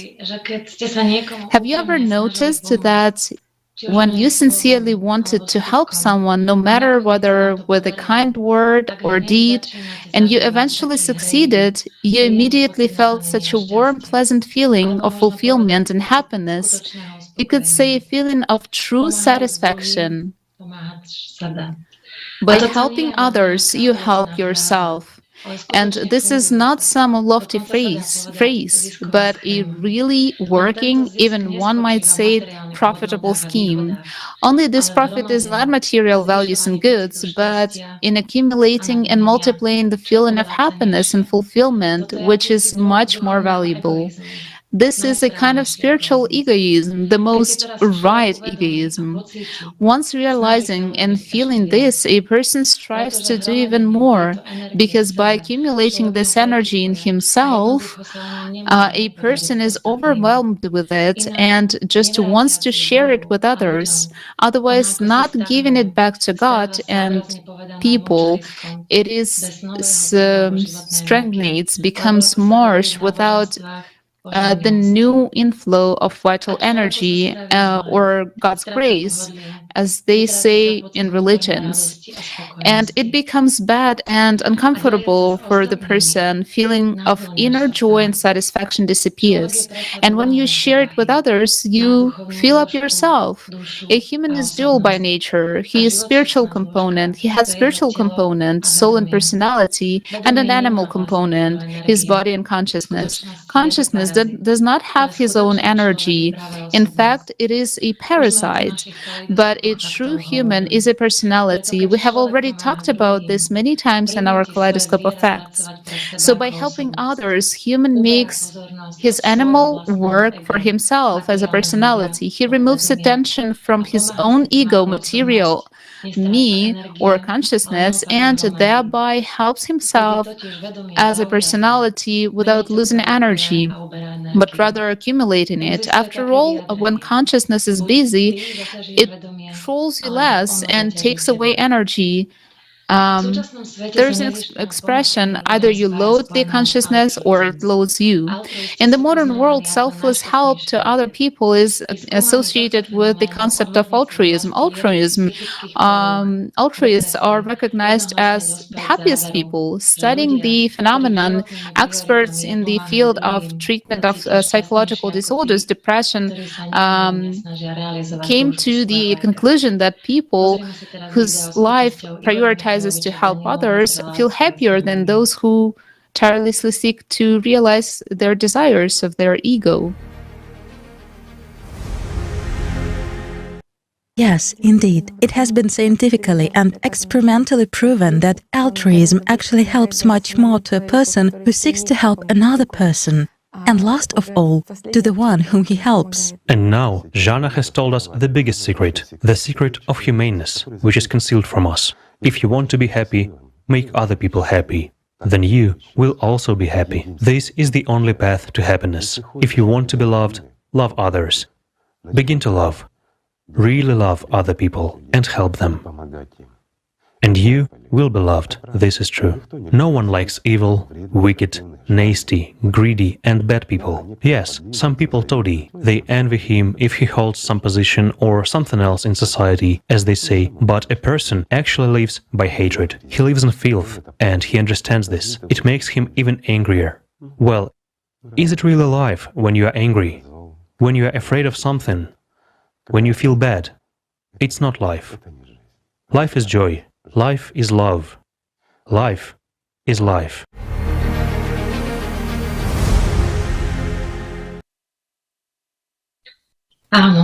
Yes, great words. We really do choose how we live our lives, in anger and hatred or in joy and happiness. And when you do something good and useful for people, you feel life, you feel happy, fulfilled and alive. A person who lives only for himself, who chooses to live only for his own pleasures, loses at the end. After all kinds of material pleasures taken together lead to only one result. Our brain determines the continuation of the banquet. Again and again, it needs dopamine and neurotransmitter responsible for pleasure. This race can go on indefinitely, and happiness in it is just a horizon, which is always the same distance from us. So it's not egocentrism and material pleasures that make a person truly happy, but the acquisition of real life and feeling of belonging to something bigger than himself. If we talk to people whose professions are designed to save lives, doctors, rescuers, etc., they all say that one who understands the value and meaning of life lives not only for himself but also for others. For him to save a person's life is a real thrill. And you know what is most interesting? The secret of happiness has been known for a long time. All prophets have talked about it. The medieval Persian treatise, select councils of ancient sages, also known as the Book of Councils of Zarathustra. I must have no doubt but that prophet rises from good works and loose from sin, that my friend is Ahramazd and my enemy Ahriman, and that there is only one religious way. This one way is that of good thoughts, good words, and good deeds. This way of heaven, of light, and of purity, of the infinite creator Ahramazd, who was always and will always be. Be vigilant and zealous for good works, and Consider that since the value of good works is so great and limitless, the destructive spirit strives his utmost to conceal this truth and to cause your misery, and Ahriman strives his utmost to reveal the truth. The Quran declares competition of good deeds to be goal of our lives. It is they who race to do good deeds always taking the lead. So come with one another in doing good. So let whoever aspires to this strive diligently. In Buddhism, the life and teachings of the Buddha do good to others, not so that they may be good toward you, but because in doing so, you do good to your own soul.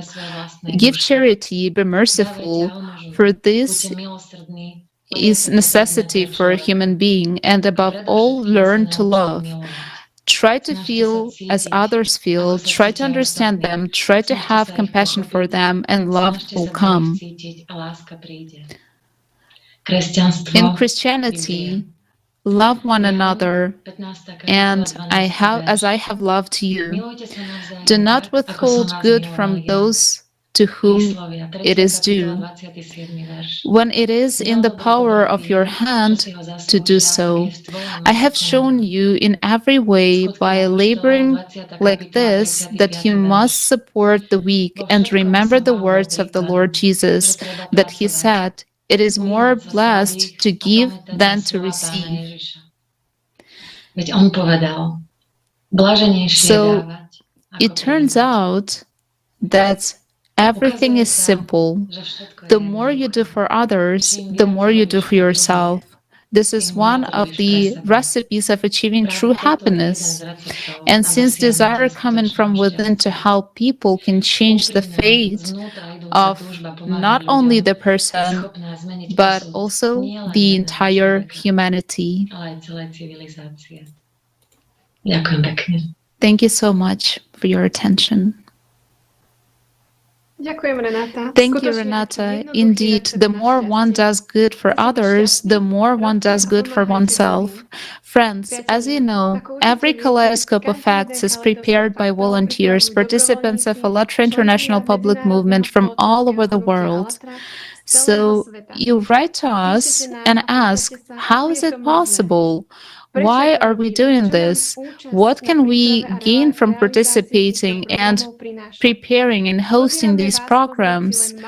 We invite you to watch just a small portion of the responses from people involved in the preparation of Kaleidoscope of Facts episodes.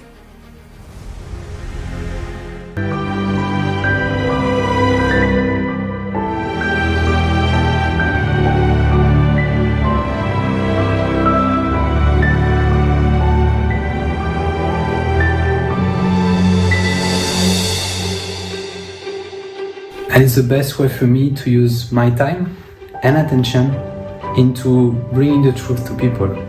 I understood now for some times that the truth is most of the time hidden from people. The truth that can vary, that people can really use for their own development, to bring their future, a bright future. And I think I want to be part of this movement that can bring this truth, helping people back to them. One person as a unit can do very little, but when there are many units like this, then it is already an entire united team that really acts as a single organism and aspires to get to know the truth that has been hidden from us throughout the ages. And by bringing the truth back to people, we have a chance, an opportunity to change everything completely. That is, knowing the true history, we can avoid making the mistakes of the past. And now it is the very time when together we can change the format of society to the creative one. If you look at how a kaleidoscope actually works, when you rotate it to one side or the other, you can see a new pattern. Every kaleidoscope could be made into a book, and that's what you would normally teach in school. Thanks to this project, I have learned to work a lot better in a team. Collaboration with international teams is very enriching. We work not only here in the Czech Republic, but also with teams from Slovakia, Europe, in fact from all over the world. When you get involved in this process during technical support, it turns out that we feel that there are a lot of us, and there are people, our friends, in different countries too. And we look at speakers, we look at what they're doing behind the scenes, and it's a lot of fun, it's very cool. You feel inside joy and involvement in a big and important process. I love doing voiceovers for live broadcasts. I love editing my videos and watching what great video clips the guys made. How much they conveyed this information. It's so cool and engaging. I love the voices of my friends. When the voiceover of the Romanian translation is laid over the video. And you know, it just creates a lot of love. For every person is unique. Each one does things in a different way, and everyone is beautiful. When one person speaks, another one speaks, and a third one compliments, there is such mutual interaction, there is such unity. And the greatest thrill is when the speech comes out. And when you read it, it's really the bomb. Absolutely awesome. You know, when there is a question, either to sleep or to edit a video, I may say there is no question as such, because you just start doing it, because you know how important it is.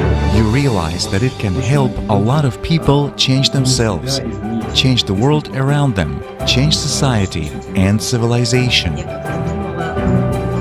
I once thought about how it differs from the other things you do during the day. And you really feel like you are alive. If you didn't get any work done that day, didn't do anything for the common goal, then you feel like you didn't live that day. That's life indeed.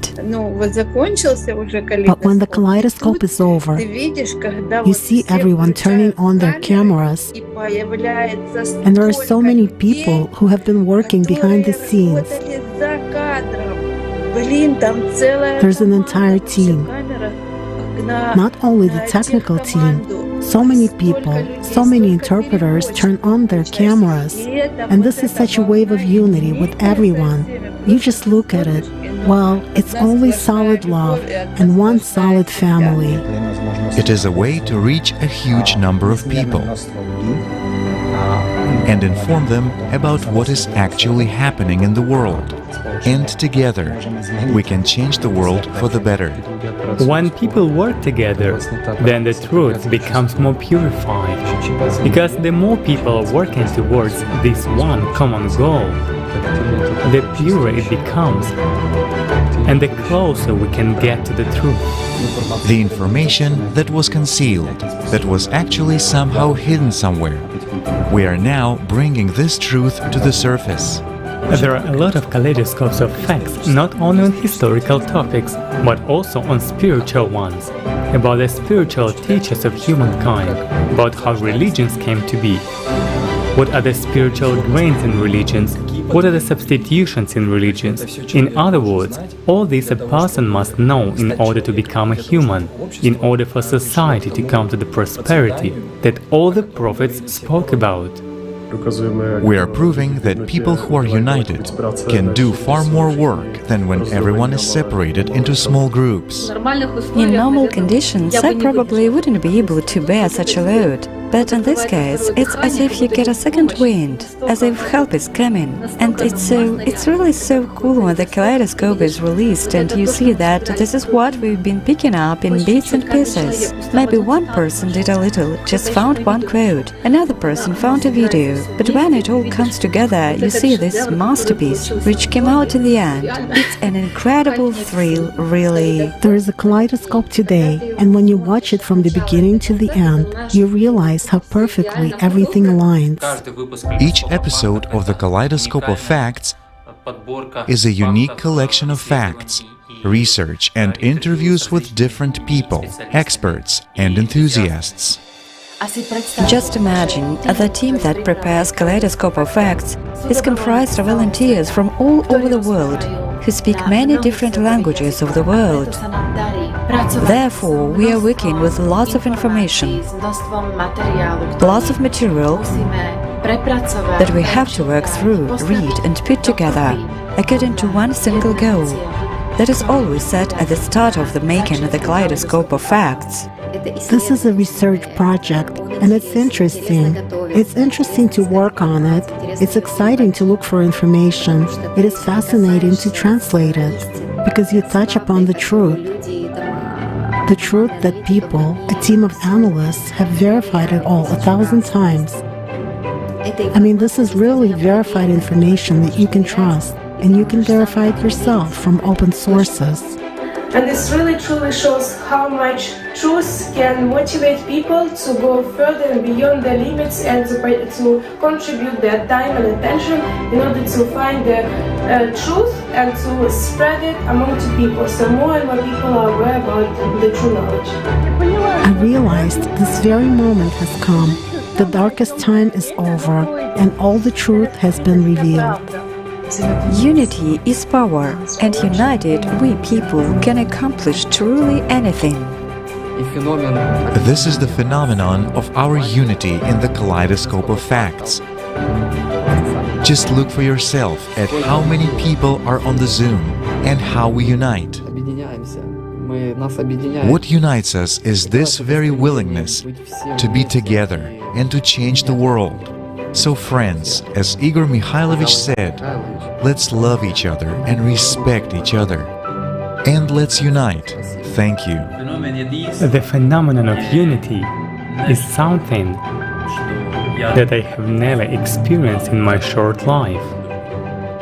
So much love, so much support, so much candor, and so much courage in presenting the truth and facts nowadays can only be described as phenomenal.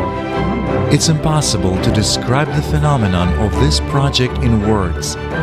Guys, join in so that you yourself would feel this tremendous love and support. Friends, join the project and let's bring truth back to all of humanity together. Thank you so much. Спасибо большое. Дякую.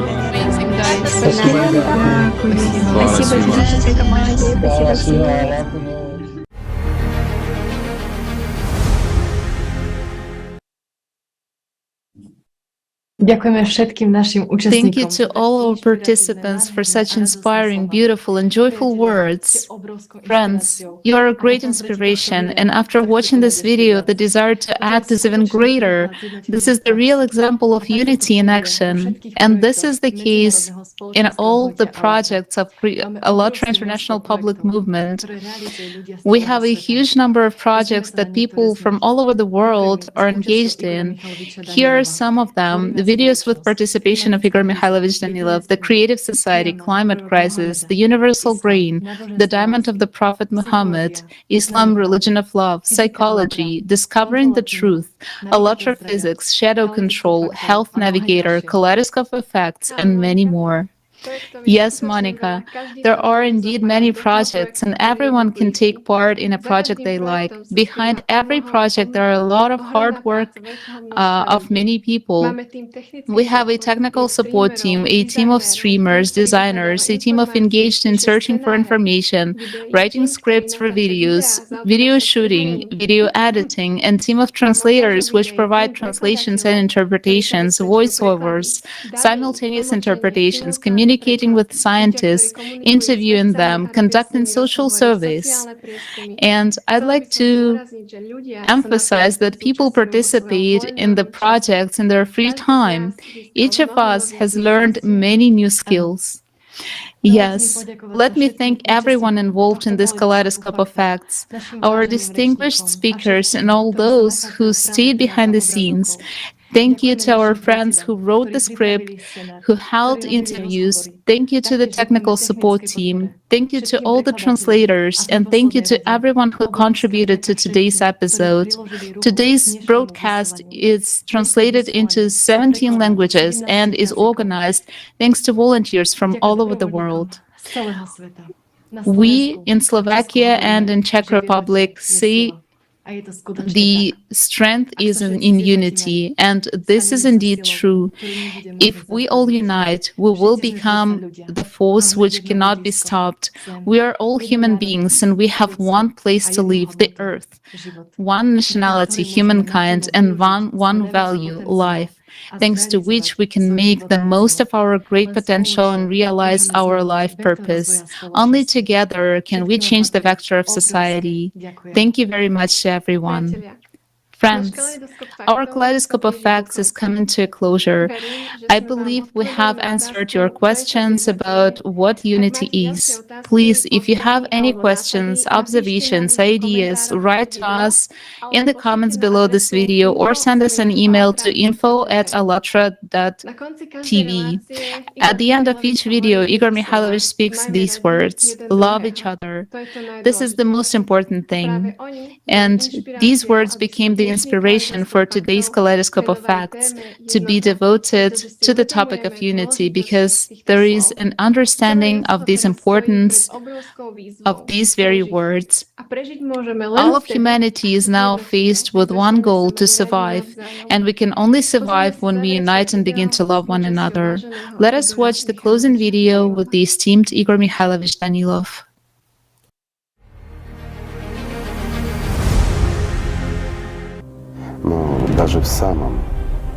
But even in case of the most positive outcome indeed, in just a little while, the time of the crossroads ends, and if humanity chooses the path of spiritual development, the path of unity, if everyone who is alive at least a little bit stops being silent and unite, even then we won't be able to avoid the most of the disasters that are already chartered, so to say. But we'll be able to survive. However, we'll be able to survive only together. As it is said in the book Allatra, the knowledge has been given to a person, and his choice and action depend only on him. And changes in the whole global society depend on actions of every person. For all living people, this is really the last remaining chance to spiritually save themselves and the civilization.